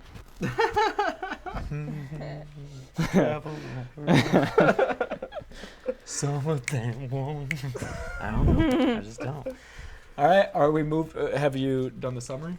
Nope. Tyrion 7. Just talking. I was just listening. This chapter is Pretty pretty. just like those idiots. Chapter's pretty short. Tyrion talks to Lancel when he comes to visit him. Lancel tries to threaten him and wave his knighthood around, as it were, but Tyrion threatens him back and makes him his informant by threatening him with some good old Jaime violence. He agrees to release Pycelle, though, just to keep the ruse going, then travels with Bronn to Chataya's and sees Shay, which isn't that interesting to me. No. This whole chapter's gross. Oh, yeah, is this one of the gross Everything ones? It is is pretty gross. gross. Oh, I don't know. I think this chapter is all about how happy Tyrion is, and he's aware now that he is so happy that he's winning, basically. Like, he's got everything he ever wanted. This is the pride before the fall, yeah. But it is hard to ignore spilling seed on a belly, it's All right. and the secret sweetness, and Secret sweetness is soaked rough. beard, and Wait, where is Secret Sweet? secret sweetness Ew. is on 453, right Yeah. before Man. the soaked Yeah. Oh, everything man, Yeah. yeah. and explosions. God damn it. Yeah. George, no. I mean, like, Hey, writing a sex scene is hard. Let's Grass Tell us knows about the from many experience. times. No, I mean, how many times? But have you ever read It would, a yeah. successfully written sex scene that's not like at least a little gross? Well, that's why there's those. I want to say yes. I forget but what then they're there's called. there's an awards. awards, yeah, There's for like the awards worst every sex scene year in for, fiction. Yeah. oh, really? I always Yeah. try to read. Yeah. Has 'cause George they're- ever won? Maybe. Maybe. Oh, No, must have been that for that fat pink mast. probably that thing, man. But I just think that, you gotta cut him a little bit. Yeah, it's gross, but like you gotta cut him a little bit of slack. Like, would you rather he not have they not have had any kind of sex there? Like that's an important part of Tyrion's relationship No, with I Shay. know, but I don't need to read about his No. sloppy beard. No, I agree. Dripping. I agree. Just wring it out. like, wring it out yeah. into a cup and drink it. No. Oh, get out of here! Yeah. Hey, man, nothing I said was worse than what George has written, all It's right? not that bad. He's just talking about No, it's pulling not. out some cunnilingus. That's all. I also I don't like seed. Seed is a Seed fun is euphemism. gross. Seed is But you know what? I think Spread that I don't seed. know. I kind of like though that sex in these books is always kind of gross because I feel like it's like the world of this series is not sexy. It's like That's true. I think sex I feel like is always described as really like animalistic and just kind of primal and gross and I don't know. I think it's Unless you're Stannis and it's just dutiful. and it's just duty. Yeah. I don't know. All right. DUT. I think that a big reason that we maybe feel that way is that in this world, there's not a lot of love. Sure. Like, there is duty, and there is the contract that you made with your prostitute. There is incest. There is Ned and Catelyn, and that's probably this. Like, we don't. It's not during that we have a description of it. We just have after, and then we have just like Catelyn being happy that I'm gonna father another kid, or mother, whatever. Birth. That she could maybe have another kid for Ned. So I don't know. Yeah, I think if we had never love, any, like, it could maybe be loving different. sex scene. And well, I mean, I guess Sam. No, I think that this- Joel makes an excellent point. Like the only like sex scene that we've read to this point, especially between two people who love each other, is Catelyn and Ned, and we join after the fact. It's got to be on purpose. You could argue Dany and Drogo, but that's like really loaded. But that's Yeah, that's That's a whole. There's nothing that's pure. Yeah, Mm-hmm. it's yeah. Yeah, And then Tyrion thinks that Yeah. his love with Shay is pure, but it's very one-sided. And also here, I think it's important that sex is so connected with victory because, like, he thinks he's gotten over the specter of Tysha and all the complicated feelings he has wrapped up with prostitutes and that experience. Like, and it's all together in one thing at the end of this chapter where he has the girl, he has power, he has the city, like, he has everything he could possibly want. And at first when I read this chapter, I thought that, okay, well, this is probably before the fall, but I think he knows it can't last because either Stannis will come or Tywin will come, and so I think he's just trying to enjoy it while it's there. Sure. It's still gross. You know what's not gonna be gross, and what's gonna be the best sex scene ever is Bran and Jaime. It's gonna happen, guys. Oh, I thought you said Bran and Jaime. Oh God. They show you for throwing They me out did that window. technically have a sex scene where they were together. there. They were in the same place. Yeah. Anyway. What if, Hey, let's talk about this chapter, guys. wait, what if Bran was like, you need a third? Need a hand. Oh my god. Oh God. No. Ugh. All right. Oh Isn't that boy. from American Pie? Yeah. Yeah. I was just talking about Shannon Elizabeth earlier today, Really? lamenting her career. Because What what happened career? to her? Exactly. Yeah. I Shannon know. Elizabeth. It's fine. We can talk about that later. So I love how much he toys with Lancel. Lancel, Yeah, that's great. Oh, Lancel. The way he just- I like that this scene just is as it is in the show. Like, the scene is so funny, and the dialogue is so funny that they basically just adapt it straight for the show. They don't change a lot. They don't change Down much. to, like, his weird mustache. I know. The weird, I love the line, That was me doubtless as a he meant to sophomore. sound threatening, but that absurd wisp of a mustache ruined the Guys, effect. help us get Eugene Simon on book club. Is he Lancel? Yes, he plays Lancel. He's not employed by Game of Thrones anymore. And he's in LA Wouldn't he sometimes. be better suited to be on What's on the Box? We'll do a special if you tweet at what's his name. Eugene We'll do Simon. anything. Eugene Well, Simon. why not? We'll do a very He special can episode. He can do anything He he should wants reprise on the channel. Lancel on Power Power Hour. Hour. I Oh would my god. cry. I'd be so happy. Oh my god. But he's Lance Swole now, No, so it my couldn't have him dream, be- my dream Power Hour casting is Lena Headey playing Tywin. What? I want it to happen. That's great. It'd be the Oh best. my God, like that'd be the nothing's greatest. better than that. With you as yes, Cersei. with me He'd as have to Cersei. shut down after that. Yeah. Yeah, That's nothing it. would be better. All right, guys, let's talk about this chapter. Right. Kind of sucks. No, it doesn't suck. He's messing Give me with some Lancel. stuff. It's great. I gotta Okay. edit around all this. No, I'll give you some stuff. No, you better include all Yeah. this. Oh, I don't know about that. And then you got I don't know, man. The Lancel stuff's fun. It is funny. I like Yeah. it.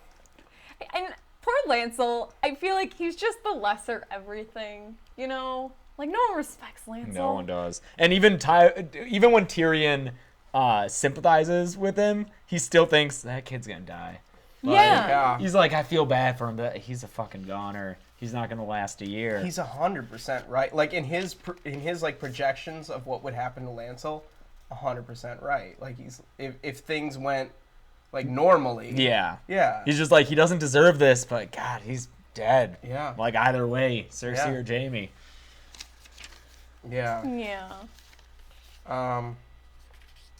And Yeah. then he just goes from like overconfident to sniveling so fast. So fast. Yeah, with Tyrion kind of just getting it out of him without knowing for a fact. You know, Yeah. like Varys apparently told him that it was happening, so he just lays it out. And What I think is interesting is, so Cersei having sex with Lancel, it's pretty obvious that he's like replacement Jaime. Yeah.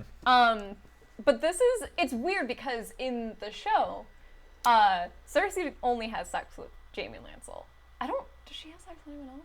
I don't think No, she does. I think it's just those two. So she keeps it in the family in the show. In the books, she's going to have a lot more sex with a lot more people. Yeah. well, and that's at least during her one like woman. down spiral. Well, yeah, but I just think it's an interesting line because I think it says a lot about her. Oh yeah, because maybe, you know, like she was monogamous with Jaime, and then he was away, and it was like, well, Lancel's kind of like Jaime, so opens it up a little bit, and then after that, it's like, well, I've already done with more than just Jaime, so yeah. She's got needs. Yeah, and she has people she needs to manipulate. Oh. That's what That's she knows sex She- is good yeah, for. she knows that's like, she's like, this is my woman's weapon. Yeah, but I think that's a very interesting difference between show and book Cersei. And we can talk about that more. Guys, I'm going to have so much fun In like during 6 Feast. months. Feast is going to be the best one for me. There's some of that in Dance too. Anything else Yeah. about this? Tyrion We're only reflects. halfway through these readings, Yeah, guys. I know.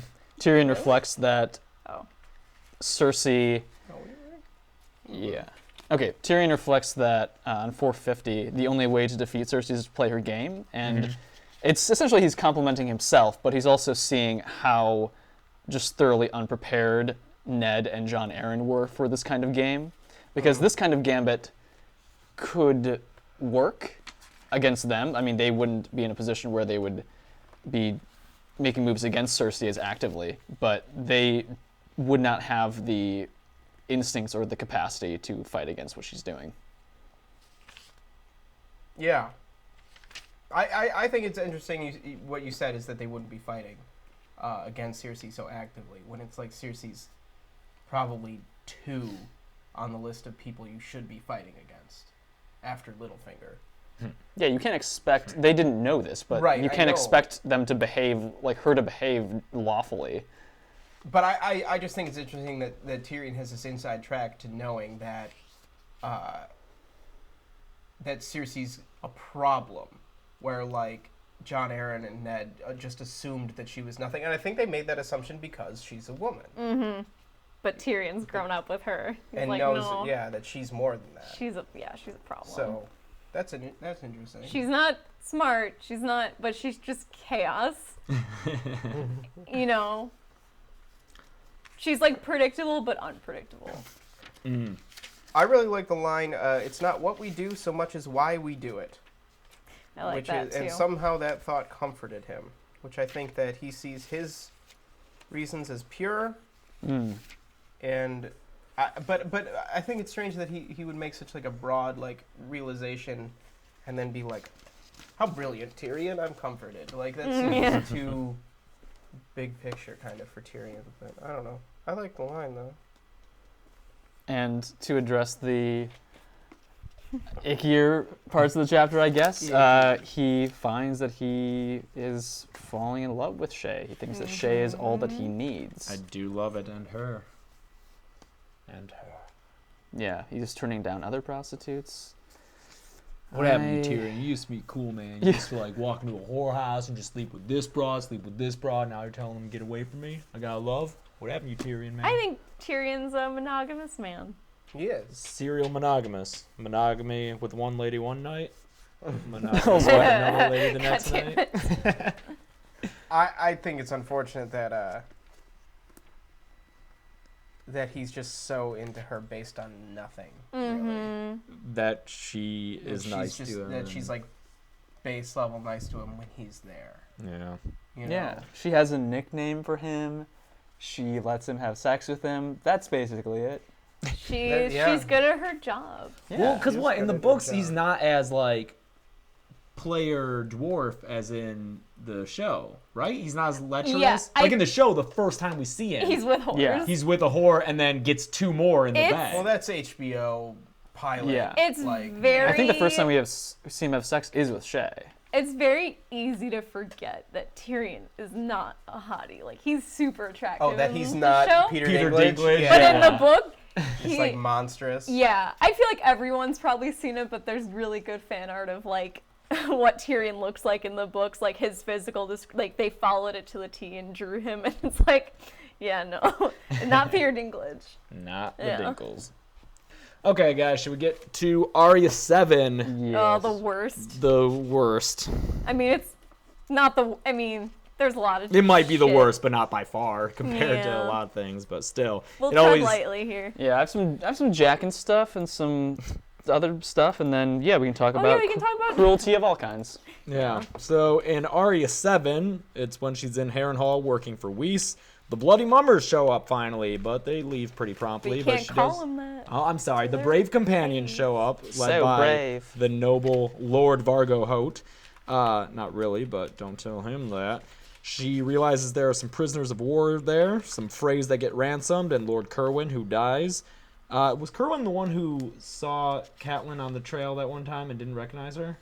That was Malistaire. That yeah, Yeah, it was okay, that was Mallister. Mallister, okay. Clay, is it Curran or Serwyn? That was Serwyn. Oh, it might be Serwyn, sorry. like Serwyn's the Clay- one who comes to Winterfell. That's his son, Or his Clay, son, who's yeah. like Oh, buds who's with buds Rob. Yeah. Oh, Yeah. no, And buds was cool Bran, with I Bran thought. too. Oh, yeah, But he's, okay. he's cool with Bran, but he's like buds with Oh, Rob. that was his son. Okay. Then Amory Lord shows up too, and he's got Rorge Biter and Jaqen in tow. So Arya gets a little mad that Jaqen's hanging out with them, but Jaqen's like, "Yo, I owe you 3." Talking about the Red God, Yep. which is weird. That might I've be. worked out why. Show Okay. did that as well. And I love that. and Ladies then- love Jaqen. the ladies do love Jaqen. I don't know if Jaqen loves ladies. Jaqen doesn't And- give a shit. And then, he might be asexual. And then, Yeah. after Chiswick tells his awful, horrible, no good, very bad tale, Arya names him as the first to die, and he does. And she's like, "I'm the ghost in Harrenhal." It's like, "Oh man, Jaqen is." Jaqen yeah. is. Well, we can get to that later, but I was like, was that an impulse purchase, Arya? Yes. Definitely. You Yes. got the mountain. You Yeah. got Tywin. I know. You got You got them Rhys. all in one place. Yeah. I think she wanted to test it out, and even though Gregor is the biggest horror in the Obvious. protagonist, he's the protagonist of that awful tale that Chiswick tells. Yeah. Yeah. I But think- Chiswick relishes Chiswick it so Yeah, much. I know. And is at so it. He insensitive laughs about it. so hard that like snot comes out of his nose or whatever. There's a few times drool and snot are paid attention to in this chapter. It's very gross. All of Arya's chapters are gross. Yeah. But you know, despite how graphic it is, I kind of liked it. It's a good chapter. Oh yeah. Yeah. No, You it's know? Sure. Well, it accomplishes its goal. Yeah. You know. I like that Hot Pie keeps calling her Ari. Yeah. It's like, damn it, Hot Pie. Get your shit together. I want the last shot of the show to be Hot Pie like reopening the inn at the crossroads. Someone gets a happy like the end ending. of Lord. That's like Sam at Yeah, that. Yeah. Rings. That's the epilogue Yeah. of Dream of Spring. It's Yeah. like, Hot Pie opened his shop and lit his fire. Like, Yeah. Yeah, if Sam had boasted once he kicked a kid to death. Yeah. Hey, man, he just had to Right, look right. tough. All right. I feel like this chapter, in part, is a lot about, like, there's all this talk about ghosts and, like, real horrors, but then just, like, humans are gross. Like, it's all the day-to-day crap of, like, servants being cruel to lesser servants, and things need to be cleaned. Like, Arya's just scrubbing everything. All of the parts of Harrenhal are disused and abandoned and gross. It's just Yeah. like the administrative stuff of war. Yeah. I like too that everyone's so freaked out by these ghosts of Harrenhal, and like, I feel the ghosts of Harrenhal would be infinitely preferable to like the mountain and stuff. Yeah, and even Arya feels that. I It's think like, Arya's she's not like afraid of it. ghosts are fine. Yeah. Like, yeah. Uh, I think it's interesting that she says in his own small strutting way, Wheeze was nearly as scary as Sir Gregor. I doubt it.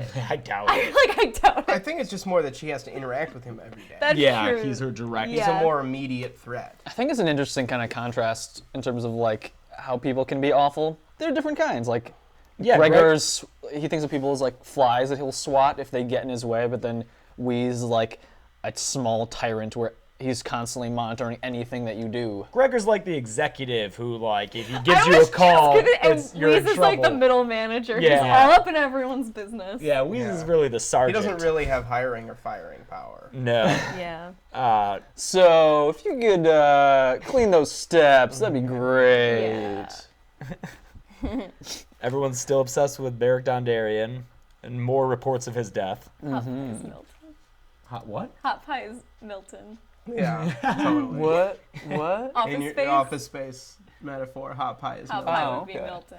But Hot Pie's not gonna burn that mother down. Oh, he might. Maybe he he could will. burn down It's Harry. an extra. He would just.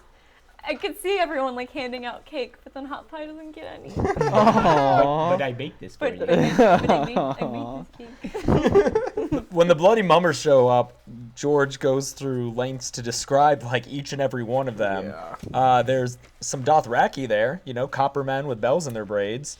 And Why did I not pick up on that? Yeah. Oh, I didn't realize that. Oh, yeah. It's Oh, definitely also Dothraki. there's Azores, black and white horses. Yeah. Azores. And then I don't recall. Well, a swordsman with fantastic forked beards dyed green and purple and silver. That's probably Pentoshi. Yeah, Yeah. because that's I thought it was Dario. No, Tyroshi. Tyroshi. Yes. Tyroshi, yeah, like Dario. Dario. Yeah. And then specifically, we get a slender man in Septon's robes. I forget his name, but that is the pedophile Septon, who we get more descriptions of later. Is he like the half Septon or whatever? I know who you're talking about. Or no, I'm thinking of the quartermeister, who's nowhere related. Fatherly one in Maester's Grave. Then That the- our buddy Kyburn. That's That's my Kyburn. boy Kyburn. So he's introduced here not by name, but he'll show up and be around. Who And then I is- don't know who this sickly one Yes, with. the leather cloak fringed with long blonde hair. Maybe Javier can help us out with that, because I'm sure. Oh, is That that sounds- Shagwell the Fool? No, that's the fool. They describe a fool and Yeah. Oh yeah, the wispy fool in green and pink motley. That's Yeah. Shagwell, who's Yeah, also I feel scary. like He shags this well, leather baby. cloak with long hair is like a really specific regional. I just want to know Yeah, what it is. I'm sure someone will tell us. this is they're all so awful. Septon Ut is the pedophile Septon. There he is. They're all so awful. They're all Yes, there's they just are. a band of awful people. And I like, you know what? I like that the Bloody Mummers are so diverse because it just shows that like anyone has the capacity to be an asshole, and I think it's really inspiring. Yeah, how many monsters does Lord Tywin have? Love that. Love that Many. line. Great many. Oh, It's yeah. the black. Jesus Here he Christ. is. Yeah, we definitely did. Did that scare you? It did. Is this Vargo Hoat? It's the Black black, Goat goat of of Cohor Qohor. and Vargo Hoat. Sure, yeah. Good Yeah. call, It's Joel. their sigil. Yep. Oh my god. Even Black Phillip is like, these guys are a little too intense. Yeah. Black Phillip has style. And I like how they come and then they go. That's it. We just get a brief little taste of them, and They're probably just new orders. yeah, Yeah. they come and start some shit. Yeah. Some people die in their Yeah. one night of being there. And one fat lordling haunting the kitchens with Yeah. a silver and sapphire. That's Willis. That's a Willis. Manderley. That's Wireless, yeah. That's, Wireless Manderley. who's the other one? I couldn't figure it out. Wendell's with Catelyn. Oh, the other. No, the other- Oh, it's a Karstark. Yeah, it's Okay. it's Yeah. the two that they offered. Yes. That Tyrion offered to Yeah. trade. Because she says white sons. Yep. Okay. Yeah, I forget which Okay. Karstark it Yeah, is. Yeah. it's a Karstark. Yeah. God, I love the Manderleys so much. Manderleys are awesome. And Serwyn's there, but he dies. There are all these opportunities that Arya keeps thinking about, like, if I can reach a captive, maybe they can free me. They'll be, like, she's really holding on to honor as a thing that would be enough that they could do something. I just don't get why she doesn't choose Tywin or the monster. I think she wants to see if it's real. It's a And gut reaction. I know. I think part of it is like, I'm trying to think of an equivalent. I'm almost thinking back to like New Harry and Agey Karstark. stuff where it's easier. What? It's Harry and Oh, Karstark. thank you. It's almost easier to prove that something like that works if you pick something that's not so grand. Like, I think Yeah. I think she's skeptical, but she wants to, like, believe it works, so she picks a target that's, like, feasible. I understand her not picking Tywin because Tywin is, like, so out of reach. But he's there. I know he's there, but, like, to her, he's, like, this thing who's up in the tower looking down on everybody. Like, she probably just thinks there's no way. Yeah. But I am surprised that she's not, like, the Mountain or Sir Amory or, well, I mean... Yeah.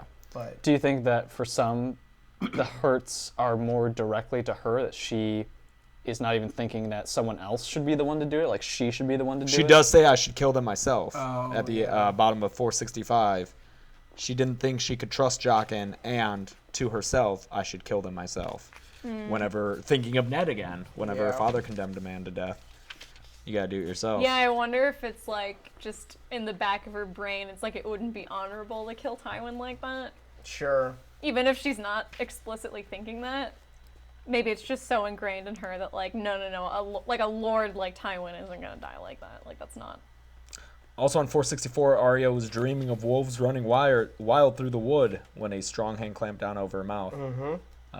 Is this the first indication of a wolf? Was that dream a from light Arya? green It's dream? the first one. It's not. No, it's not. Those dreams aren't green She dreams. definitely had a wolf. She doesn't, dreams. she doesn't have any? She has She has wolf wolf dreams. dreams. But those aren't She green can't dreams. predict the future. Yeah. Oh. I think she had a wolf- Wait, I thought the wolf dreams and the green dreams are different? Like, I Yeah. know that there's prophecy dreams, but when... Those are green dreams. Right, but when Bran occupies Summer... That's not a green dream. No. Okay. It's a wolf dream, which is So it's kinda it's wargame, sleep but it's wargame? not Sleep green wargame. seeing. Yeah. I've also wondered this. Do Jaqen's kills have a distance limit? That's what I'm. Yeah. I don't think... I think they do. Really? You think the faceless Like men are- he wouldn't be like, for something like this, he's not going to be like, I'm not going to spend weeks and weeks I don't know about that. going to But kill that's- Joffrey.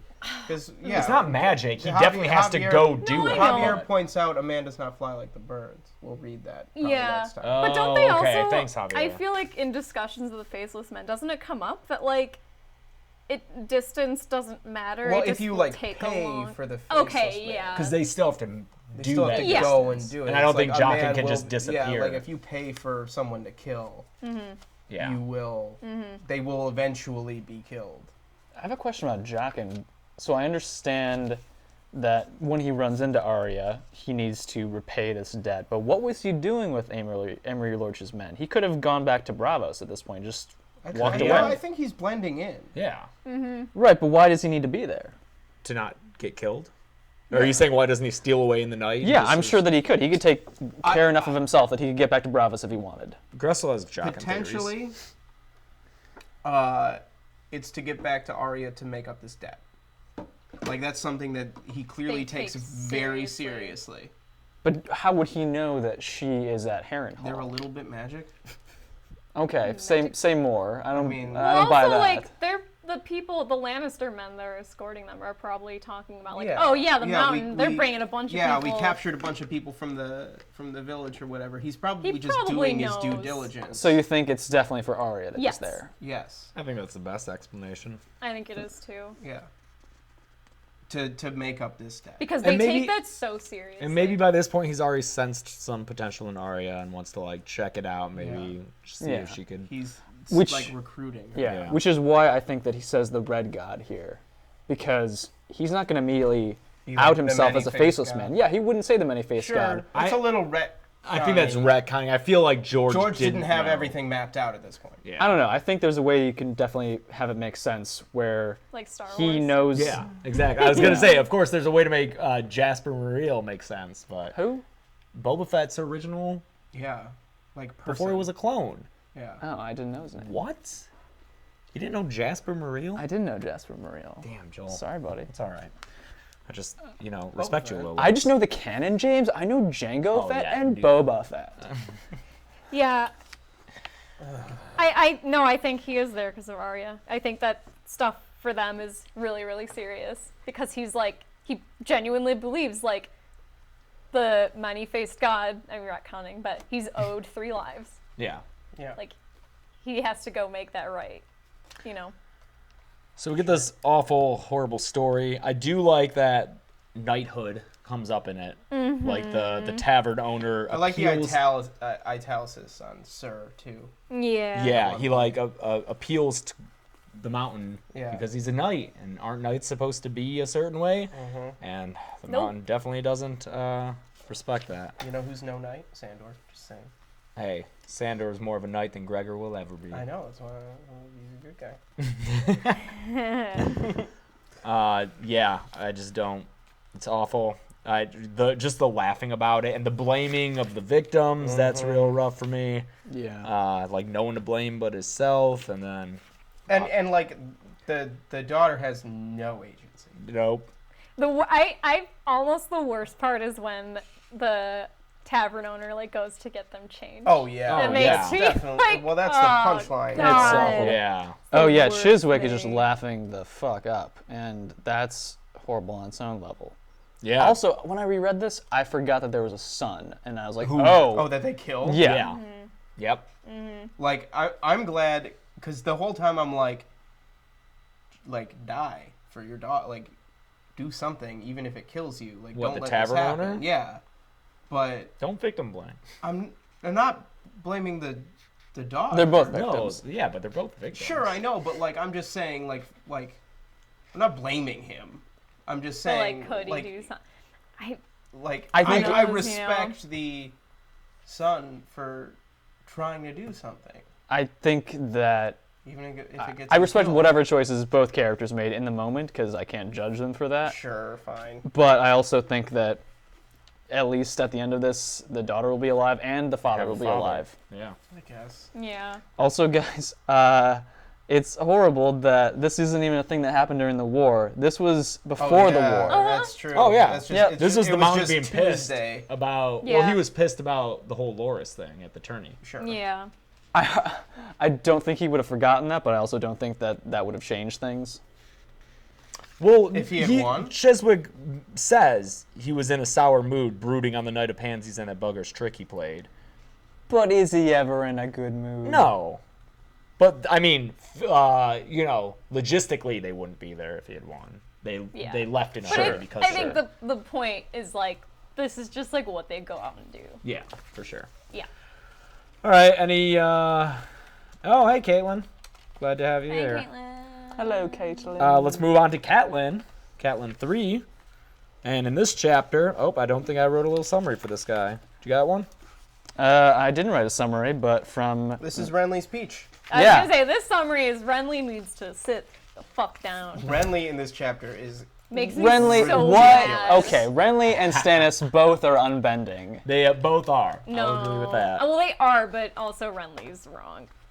Renly's super wrong. And we get a little bit of history of Storm's End. That's always fun. Yeah. I love history I of enjoy stuff. that. And- Catelyn knows a lot yeah, we get a lot of about history through it. buildings. And then I like the back and forth between Stannis and Renly. That's very entertaining. And yeah, mostly just frustratingly stubborn Baratheon brothers. The Baratheon I really like how Catelyn counts the lifting the siege at Storm's End as like Ned's greatest victory because it was bloodless. Yeah, which I think is foreshadow babying the bloodless, relatively bloodless victory. I wrote down foreshadow baby so I would not forget. The relatively bloodless. Doesn't it feel good? What? Making awful jokes like that. Hey, I think that's Foreshadow babying is great. I think that's an A+. They're as good as all of mine. But I do think it's referencing the future relatively bloodless victory Stannis is about to have. That's a good insight. I over like Renly. that. And yeah, it's like won a great victory that day, all the greater for being bloodless. Stannis just kills one guy and wins the great war, or what would be a giant battle. And he's making a sacrifice of himself too, because it takes a lot out of you. Yeah, as we see. I can't believe how much of a shit Renly is. Like, I forgot just like every single... I think I said that winning a great victory, all the greater for being bloodless, was foreshadow babying the relatively bloodless. Okay. Like every single thing Renly says is like, ugh.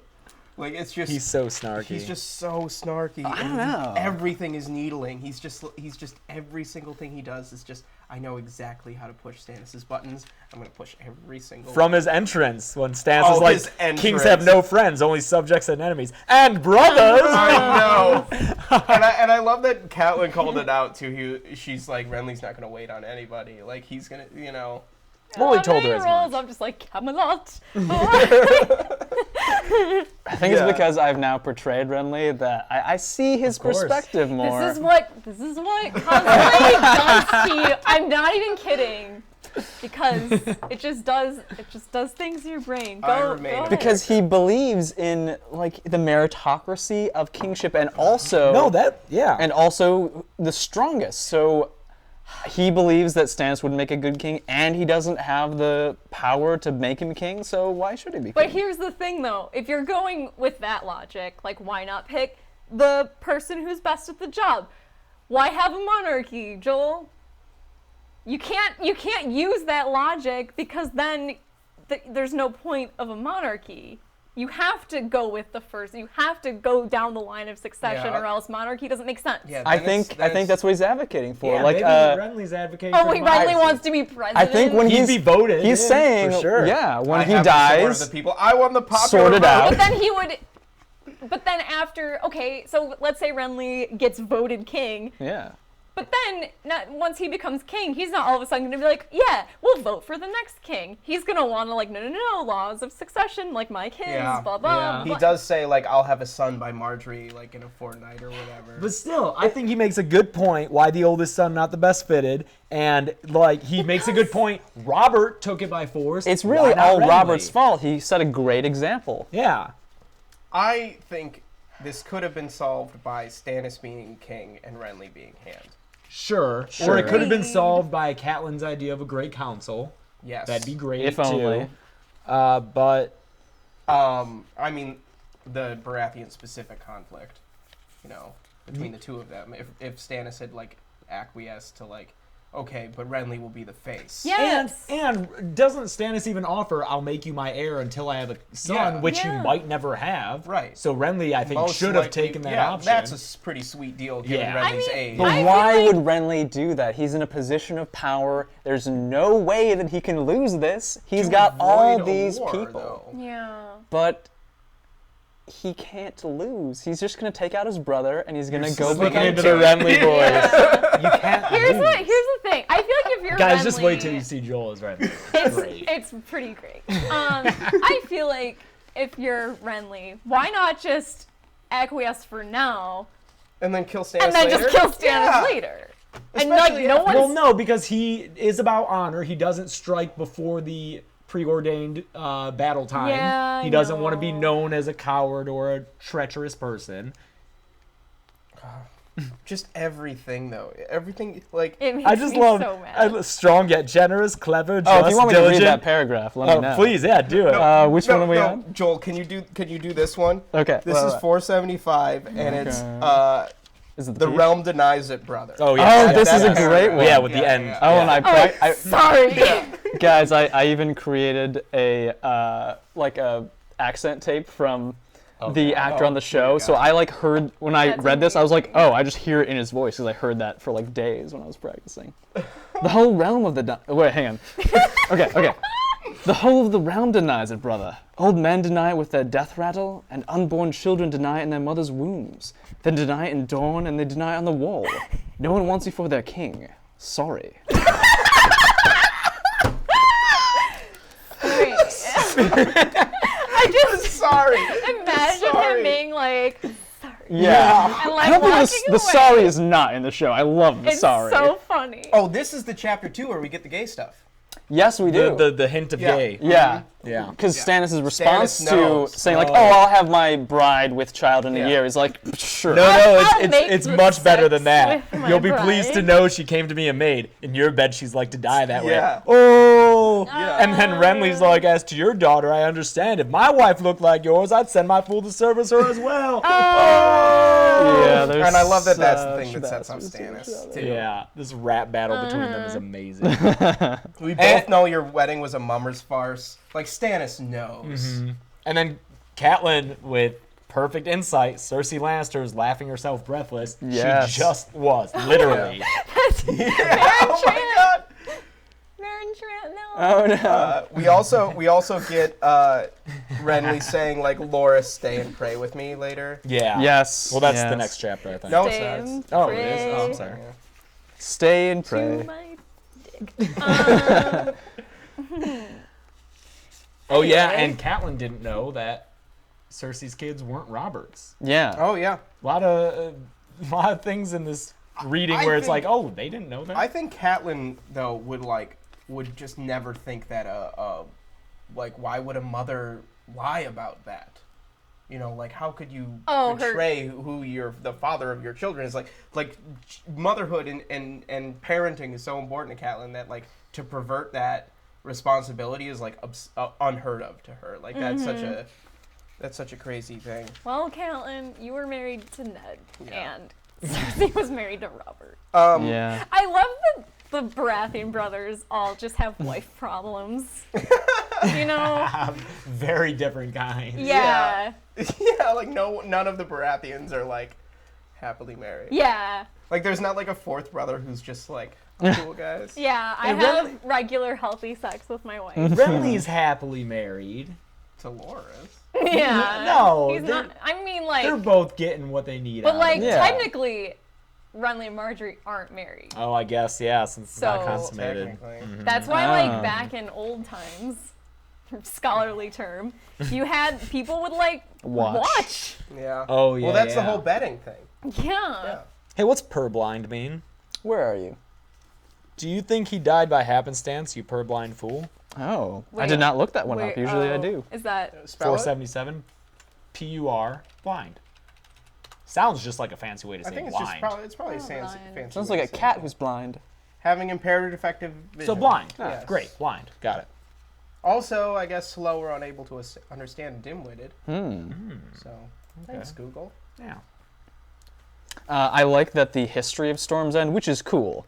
I Yeah. like that it's a tale of stubbornness. Because the guy gets one castle knocked down, and the gods are literally in defiance of him, and he decides, nope, I'm going to build 6 more castles. It's always the fell into a seven.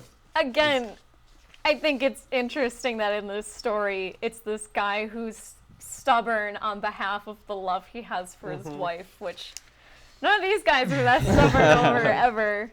I don't know if any of them would build 7 castles for their wife. one stayed up. And it's just like all the other tales. I mean, you got this importance of the seventh thing. Building castles, each larger and stronger than the last, recalls to me Azor Ahai forging the swords, each stronger than the Yeah, last. there's a lot of repeated motifs. I mean, that's how lore is.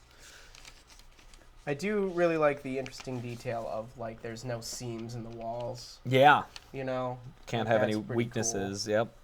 Storm's End would suck. I don't know. I feel like I feel like it'd be dark. It'd be dark. It'd be dark, but I feel like you could take some solid naps there. Yeah. The sound might be weird. Might be If weird. there's like waves crashing against this giant wall, I don't know. I think I'd like it. or it'd be silent, one or the other, it'd be dead. I don't know. Bear Island.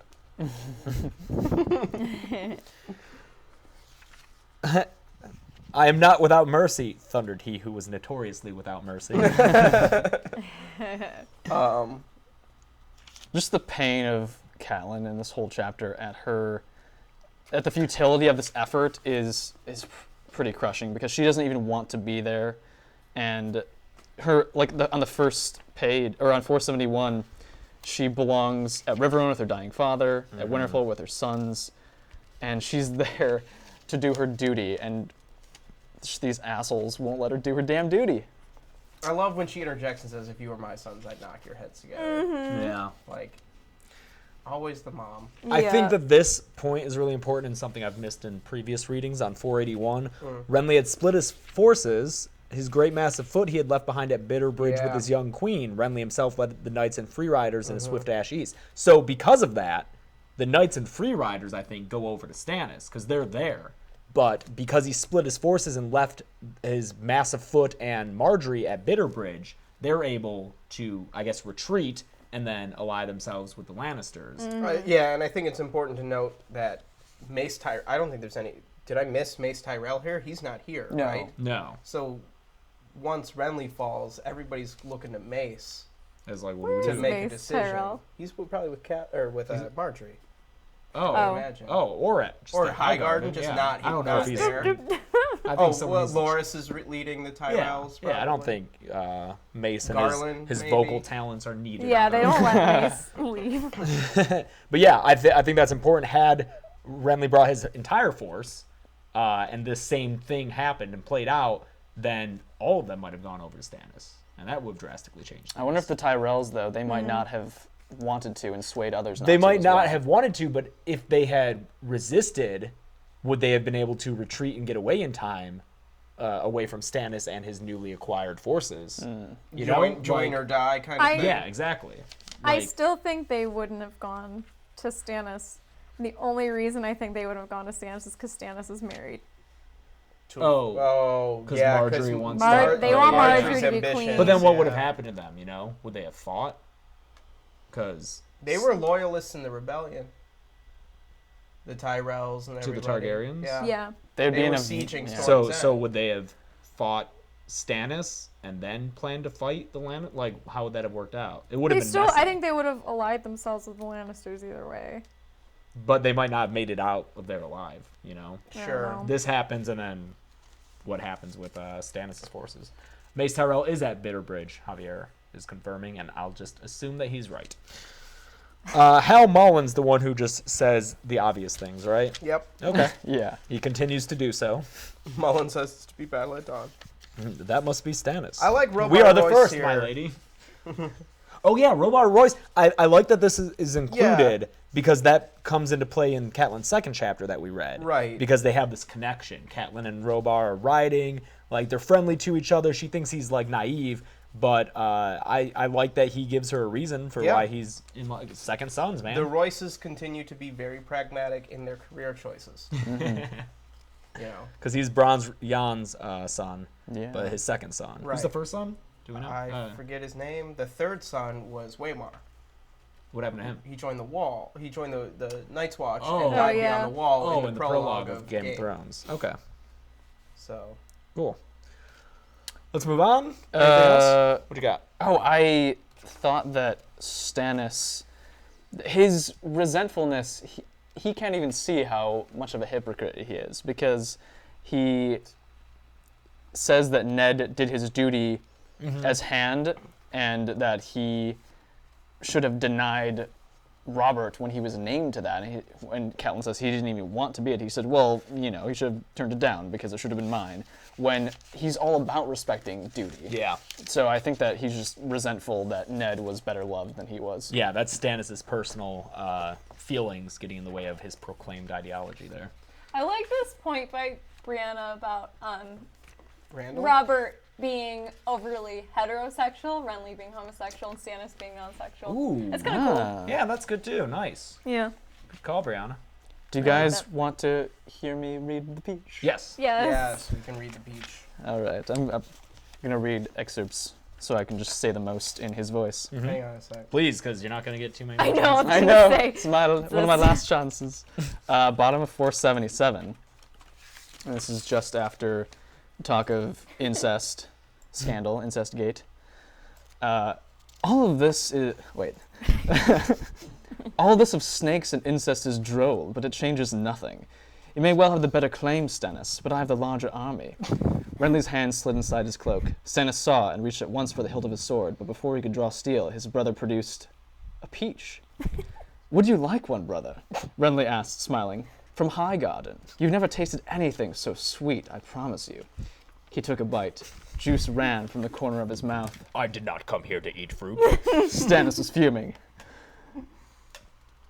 Oh no. Oh, are we still going? You're reading Catelyn. Wait, No, Catelyn said, we ought to be hammering out the terms of an alliance, not trading taunts. A man should never refuse to taste a peach, Renly said as he tossed the stone away. He may never get the chance again. Life is short, Stannis. Remember what the Starks say. Winter is coming. Oh, he's so I fun. love that I this enjoyed part him now. is him being like, vaginas. I love vaginas. I love them so Oh my much. God. So yeah. juicy. Never refuse to taste a peach. Like, it's ridiculous. Yeah, I didn't see that, and now I do. Oh, I totally. When And he that's- said never refuse. That's what he's yeah. doing. I think, yeah, it's a lot of things. All right. Sansa 3, wherein Sansa gets scared because Joffrey's a dick. Yeah, this sucks. You gotta be Joffrey, more specific. sure. Joffrey drags her in front of court and has her beaten and stripped because her It's this brother, one. her brother kicked his uncle's ass, and then Tyrion comes to her rescue, stops that madness in the name of the Hand of the King, and then later puts her in his chambers and then goes and visits her and is like, hey, you all right? And she's like, I just can't trust you, Lannister. And she's getting better at lying and lies her way out of those chambers so that she can go meet up with Dantos, which we don't see in this chapter, but which is the plan. That poor cat, man. I know. Yeah, that does not bode well for the whole beginning. There's just a stray dead cat lying on the ground. Dying, not dead yet. He's mewing Sorry, piteously yeah. because Aw. that is the sure sign of a healthy ruler when you kill animals for sport. Well, not even sport, just delight. Again, another sign of serial killer. Yes. Just saying, it is. Yeah. This definitely had me thinking about the idea of justice flowing from kings and lords. Knights are meant to protect and fight for the right, as Sansa is thinking in this chapter, but they also need to obey their lords. And if their lords are awful, then that just promotes awfulness below that. Thus, in the case of Meryn Trant and Boris Blunt. Fuck those guys. What? Fuck those guys. Yeah, right. Yes. Yeah. And this is all because of Robb's victory over Stafford Lannister's host at Who- Oxcross. Who was killed? Yeah, Stafford Lannister's dead now. running after his horse. Yeah. But that's not the one who was raising a host at Casterly Rock. Yes, is it was. It was? Oh, Yeah. Shit. We're going to find out Why are they at how Oxcross? later, but this is where Robb, because they don't know how Robb got over there. Yeah. Because of the Golden It's Tooth. a mystery right now. Yeah. I don't remember how he did it. I do. Oh, do you want to know? Oh, well, his wolf, Grey Wind finds like a path through the mountain that's like you can go single file through there. Okay. And so they bypass without the people at Golden Tooth even seeing. And this is something that Catelyn's not aware of, I'm guessing. I don't think Robb clued her into this Sansa? plan. Oh, no, for sure. Before She he just sent knew her that off. Robb was raising a host. Did not say what they were going to do. Yeah. Of course, a big point in this is that the non-knights, Ser Dantos, who's been downgraded to fool, and the Hound, who has never been made a knight, are the only ones acting knightly, whereas the actual knights, Boris Blunt and Meryn Trant, are the ones beating Sansa, punching her in the gut, and doing some damage to her thighs that just follows her the rest of this chapter Yeah. with the flat of his sword. That sucks. She's trying to be strong during it. It'll be over soon. This is also where he's bragging that, though there were some people at my gates who wanted bread, so I shot them. What am I, a baker? And now the bread is safe. Jesus. Oh yeah, now the bread is safe. That is one of my favorite lines. That was a Ross joke. Was it? Yeah, he came up with that one. really? So. Stay tuned. Yeah. But yeah, so Joffrey is literally directly killing his own subjects. That's not a power imbalance at all. Did he die? And he died? Of course he died. He had my quarrel in his throat. Ugh. The worst. And Dantos makes a move to try and protect her by like beating her with a piece of fruit. It's a Yeah, melon. like Yeah, it's let a me melon do on a it, and stick. like hoping that appeases Joffrey, and like no, it doesn't. No, not one bit. Yeah. She rewards him with, she's always thinking about, oh, my Florian, but he's not really doing a whole lot for Hey, her. he's trying, man. You gotta give him Yeah, a break. there's only He's drunk. so much. But also he explained to her in an earlier chapter that he's like, I'm gonna act in ways towards you that like we can't give ourselves away. So he's helping as much as he can. Yeah, Yeah. exactly. But he can't look yeah. like he likes her. I Yeah. just wish she would give Sandor Clegane more credit when she's giving all the credit to Dantos. Yeah. Oh no, she thinks of Sandor too. When he gives her the only cloak. Ser Dantos had tried to help, and he was no longer a knight, no more than the imp was, nor the Hound. The Hound hated knights. Oh, I guess I guess she doesn't explicit, but she does think of him in the same train of thought. So I assume that she's at least subconsciously making a connection between, oh, these guys aren't that shitty to me. She does say when Sandor gives her the white cloak, the coarse weave was scratchy against her skin, but no velvet had ever felt so fine. Like, she's so appreciative of that cloak. Also, she knows, because this is all from her point of view, that when he pulls her to her feet, it's not unkindly. I think not ungently. And then later And with then Tyrion, he says, "Enough." She heard the hound rasp.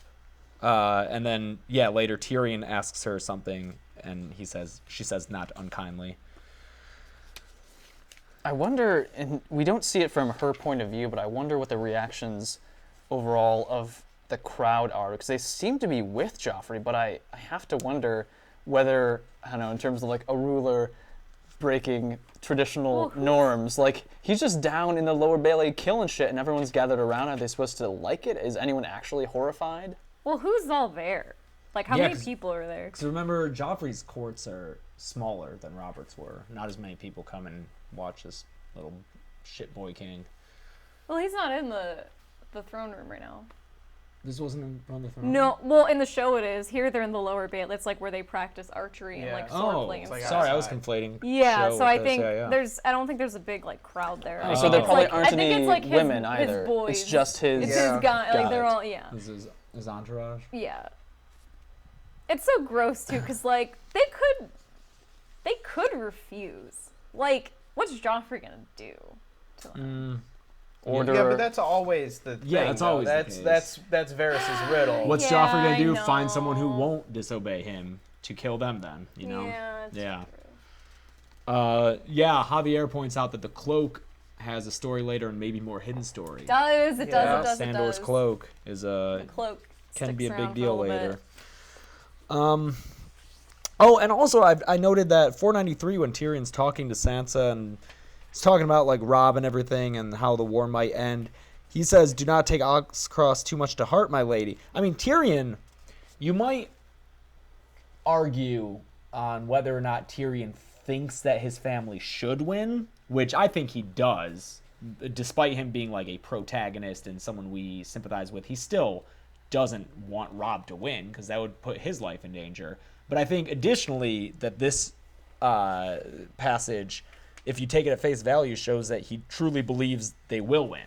That he acknowledges that, yeah, Robb's had like some good time, but like he's not going to win this war. I think that Tyrion, there's no part of Tyrion believes that the Lannisters will lose this war. Yeah, and also there's been a conversation going on about it, but I think it makes perfect sense for Sansa to not trust Tyrion. Yeah.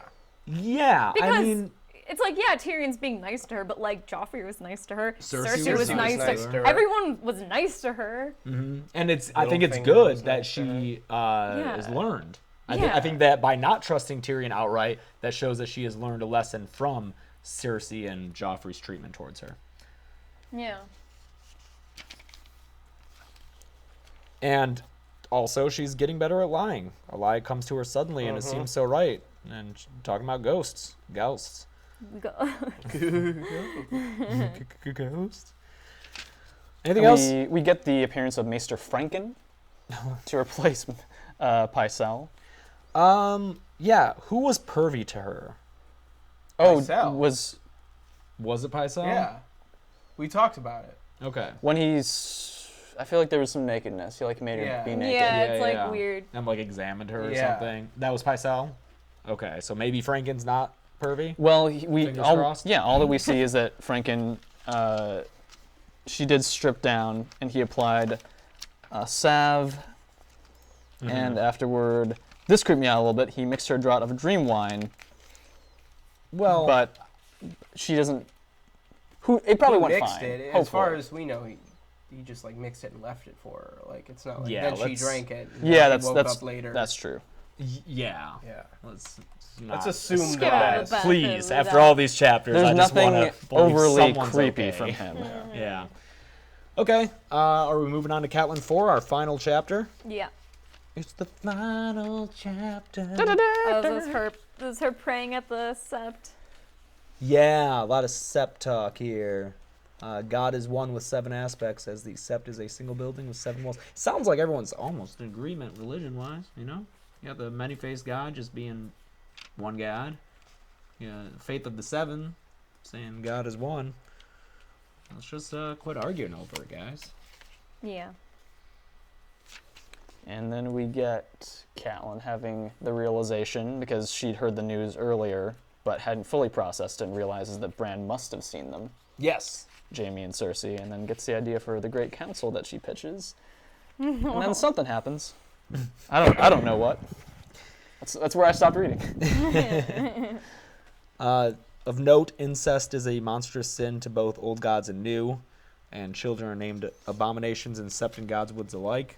Targaryens didn't really matter. They answered to neither gods nor men. Yeah, that's when she realizes that Bran must have seen something. And so she heads back, and God, you get this nice sounding setting in Renly's pavilion. It's Looks a magical gorgeous. castle alive with emerald light. Mm-hmm. But then there's like something off about it too. Like it's saying, making colors seem kind of weird and sickly. Like something's not quite right. Yeah, it's a little foreshadow babying. Yeah. Foreshadow baby boating. Foreboding? Okay. No, never mind. That doesn't make, yeah. Yeah, I'm out. I'm out. But yeah, here's Renly saying that he doesn't want to do an unchivalrous attack and that he doesn't want to win by treachery. He will go with the chosen hour, which obviously is to his undoing, because after sending out his lords, including Randall Tarley, that's when he gets killed. Mm-hmm. I like this when they're riding back and Catelyn's like, she can't tell like what all the banners are. They're like, she can't see colors or sigils. They're a gray army, gray men on gray horses beneath gray banners. And I like it because they're about to turn. Ooh. They're about to turn sides. Yeah. You know? Oh yeah. You I can't like tell what that their there's like sigils are. ambiguous loyalties and stuff. Yeah. That's kind of cool. Nice. Renly's Shadow Knights. Yeah, Shadow Knights. Yeah. Yeah. Another Shadow Knight about to come kick his ass. Any quotes you want to read before he dies, dude? Oh, man. Just to get some Renly voice in here. Let's see. Well, there's always 501, where it's like the last thing he says, where he's saying, no, I don't want to do a great council. Yep, that's what he went out on. Yeah. He was about to make a jest. Could have worked. Tell me, my lady, do direwolves vote on who should lead the pack? The time for talk is done. Now we see who is stronger. And then it wasn't him. It was Stannis. Do his last word. Oh. Oh. Cold. See, like we were talking about the last Catelyn chapter, Renly being like, well, why wouldn't people just want me to do it? Because I'm the best equipped. But then in this next one, is like, oh, do direwolves vote on who should lead Yeah, the... he's then he's worried about it. Yeah, and now he's worried. Then he's worried about it. Also, wait, his crown is 1.5 feet? What? Wait, whoa, where are you seeing? Crowned with golden Oh, I guess the antlers. That would add Yeah. 1.5 feet to his height. Still, very That's his impractical. that's his That's helm. his helm. That's his war helm. Yeah, that's what I meant. I'm sorry, I didn't mean. Yeah, crown. no, it's Well, that's stupid. very It's different. still very dumb Yeah. to be riding into battle with 18 It's- inches Well, of. is it Stupid. dumb in Blackwater when Garland's wearing it and everybody's scared shitless? Like it's and Well, that's because It's he's a Renly's ghost. ghost.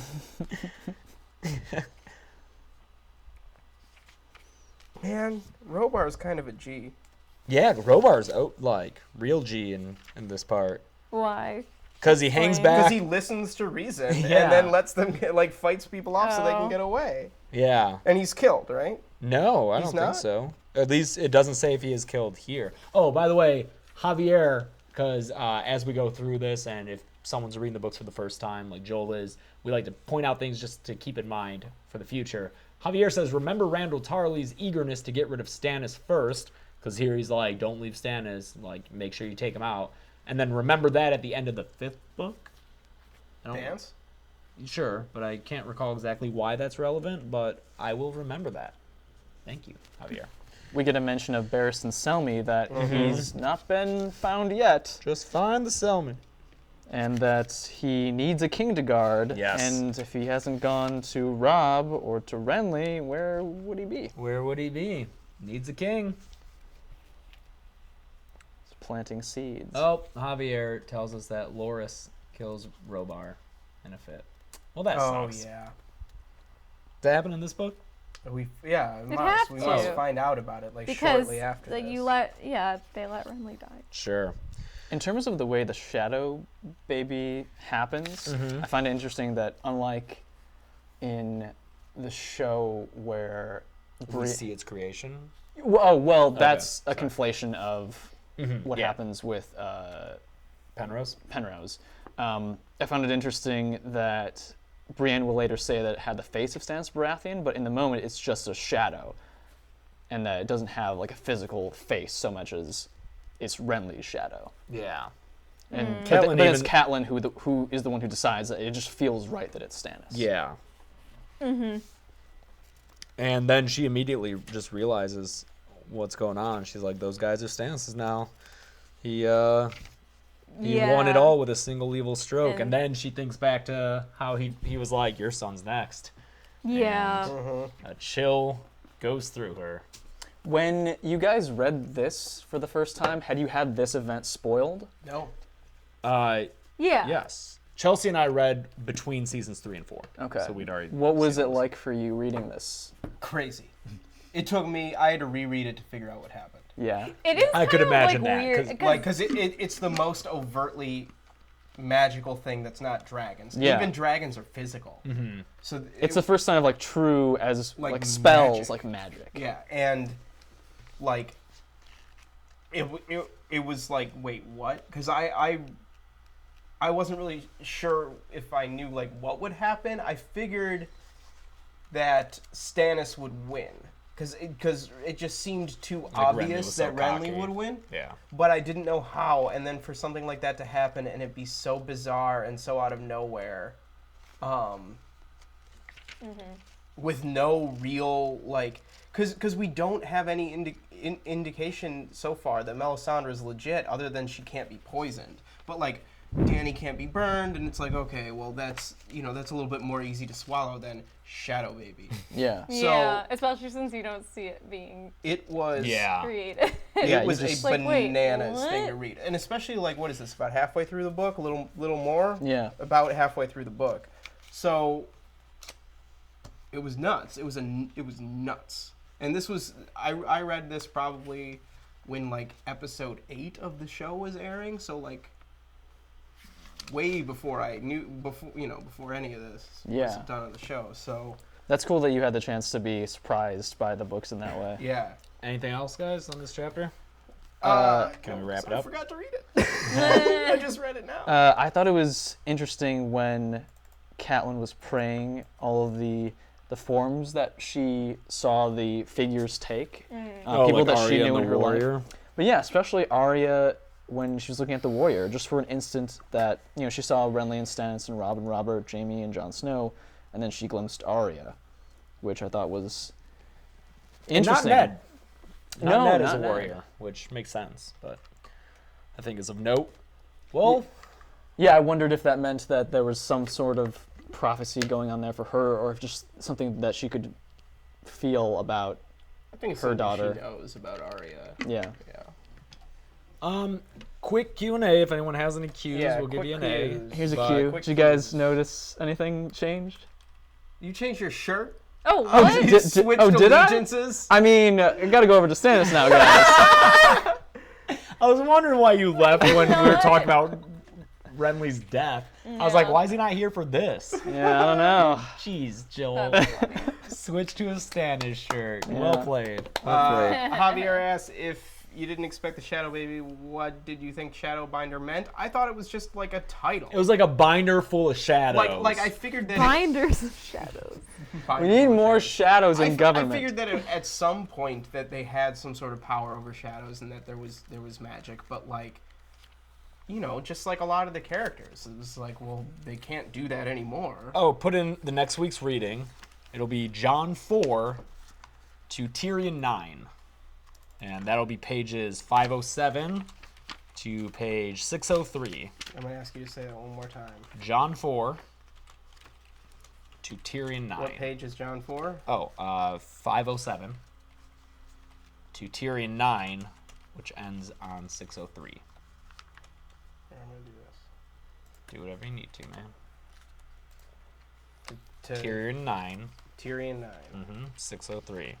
And in this reading, we will have a Daenerys. We'll get a couple of Tyrions, a Bran, I think a Theon, maybe? Hopefully. Love Theon chapters. I'm not being sarcastic. I like so. Oh, wait, do we get 2 Daeneryses? I don't know. In this book, I don't really like Theon chapter. I think it's Whatever. interesting seeing just want his moral conundrums being really put to the So you guys test. started watching the show before you started reading the books. Gressel. What? Me? Yeah. Oh, I watched the pilot, watched the pilot again, and then immediately went and bought all the books. So I was done with the Game of Thrones by episode 3 of the show. Like I was bought in 100%. So yes. So you technically, wanted to but- have the experience of whatever you were seeing on screen in book form first? Yeah, I was just like, this is everything I've been waiting for in pop culture. How did I not know that this didn't exist, or that this existed? Chelsea and I And read the books between seasons Yeah. 3 and 4. yep. I think it was just a thing of like, I just got so into the show that I was like, if I'm gonna be such a nerd about this show, I need to just read the books. Yeah, because- and I got sick of having to avoid spoilers. Yeah, which Yeah. sucked because I had big things spoiled before I read the Yeah. books. And then Joel is reading them now. Yeah, I did not. I came to the show when it was in season 2, and then I caught up pretty quickly. I decided I did not want to read the books until I had the full experience of the show. Then I could have them be separate, and I wanted to be surprised by the show because I liked that. But it got to a certain point where, I don't know, they talked about it so much that I just wanted to be able to know what they were talking about. Yeah, we were sick of having to be Yeah. like Joel. Censor ourselves. Oh, Yeah. well, I didn't view it that way. No, You we guys were are we were sick of Yeah, it, we Joel. were like, come We on, were man. so mad at you. Jesus. Have we watched Westeros? We have watched Yes. Westworld. We have thoughts about it. It's I, fine. I think overall, I think Chelsea likes it the least. I think of us, I maybe. probably. I like it a lot. I think episodes 7 and 8 were unnecessary tire spinning. I really just like Western sci-fi, so that was enough for me. But There was I some also clunky stuff. it's clunky, a lot of clunkiness, There's a lot of bad acting. Yeah, it's got a lot of flaws. bad I a lot of great acting too. and we disagree about which ones are bad. But overall I like it despite its many flaws. And I think that it's the first show that, for me, really suffers from internet theorizing. Oh yeah. Because the big twists in the show were stuff that we had read about. Like just immediate- fans theorizing. Like immediately too. Yeah. Not even like an episode or two before. It was like 2 episodes in. Everyone was like, got it. So there wasn't much that surprised us by the end of it. But Now, is that the fault of the show, or is it the fault of fan culture now and how we engage? It's a difficult you know, conversation, and that's because we don't have time to show get writers into that shouldn't now. only have to try to come up with twists that people don't foresee. That's not fair on them. Yeah. Yeah. Actually, yeah, we've got some shit to do, and the Golden Globes are tonight. So if you care about Hollywood, the entertainment industry, The Hollywood foreign press and what giving they us like. giving ourselves pats on the back, go ahead and watch that. If not, no one's judging you. Is anything anybody worked on nominated for anything? Was Jimmy nominated for anything for a Golden Globe? Probably. Yeah. I don't know. Is there Variety a talk? TV, Yeah, variety. yeah. Because he's always on it. And he's gonna host the Oscars. Yeah. That's cool. It's weird. I feel like now that I don't work there anymore, Oh, you I can watch the I can Oscars. talk more freely about having worked there Oh, because yeah, now right. I can't get fired. Yeah. Yeah. And you'll finally be able to watch the Oscars And I can with finally me. watch Yeah. the Oscars, and I'm so, So glad excited. that I'm not working there while Jimmy's hosting, because I bet everyone is so miserable right now. It's probably Aw. so stressful. Yeah. But at least it's right across the street from us. He's gonna probably host, and then just run across the street. Jesus, he's that. Ooh, that's a big day for him. I wonder if they're even gonna do a. Oh We might yeah. not. They might not do a post show, Oscar post show. All right, guys. I'm gonna call it. Yeah, sure. Sounds good. It's been a good time. I'm glad we're back. Me Happy too. 2017. Can we do earlier next week? Start earlier. Earlier time. Yes. Okay. Gressel has a concert. I have a concert I'm going to go to. I know that we have a live stream or well, a Patreon. yeah, we'll have to reschedule that too if we start doing We'll just push it up. Well, I know. We'll see. We'll if figure it out. We'll figure it out. See if people are good. Plan on tuned. 1 o'clock our time, 4 o'clock Eastern. I'm sorry, I still don't know the UK conversion yet. Look it up. Sorry. But yeah, 1 Pacific, 4 Eastern next week. Get us out a little earlier. I think that's like 9:30 their time, p.m. 30? No, that's not how time zones work. Yeah, it wouldn't. Oh. There's no halves. Oh, sorry, then 9. I thought you said 1:30. Oh, okay. All right. Until then, there's your reading on the bottom, John 4 to Tyrion 9. But until then, I'm James. I'm James. I'm Chelsea. I'm Joel. And this is 2017's What's in These Books book club.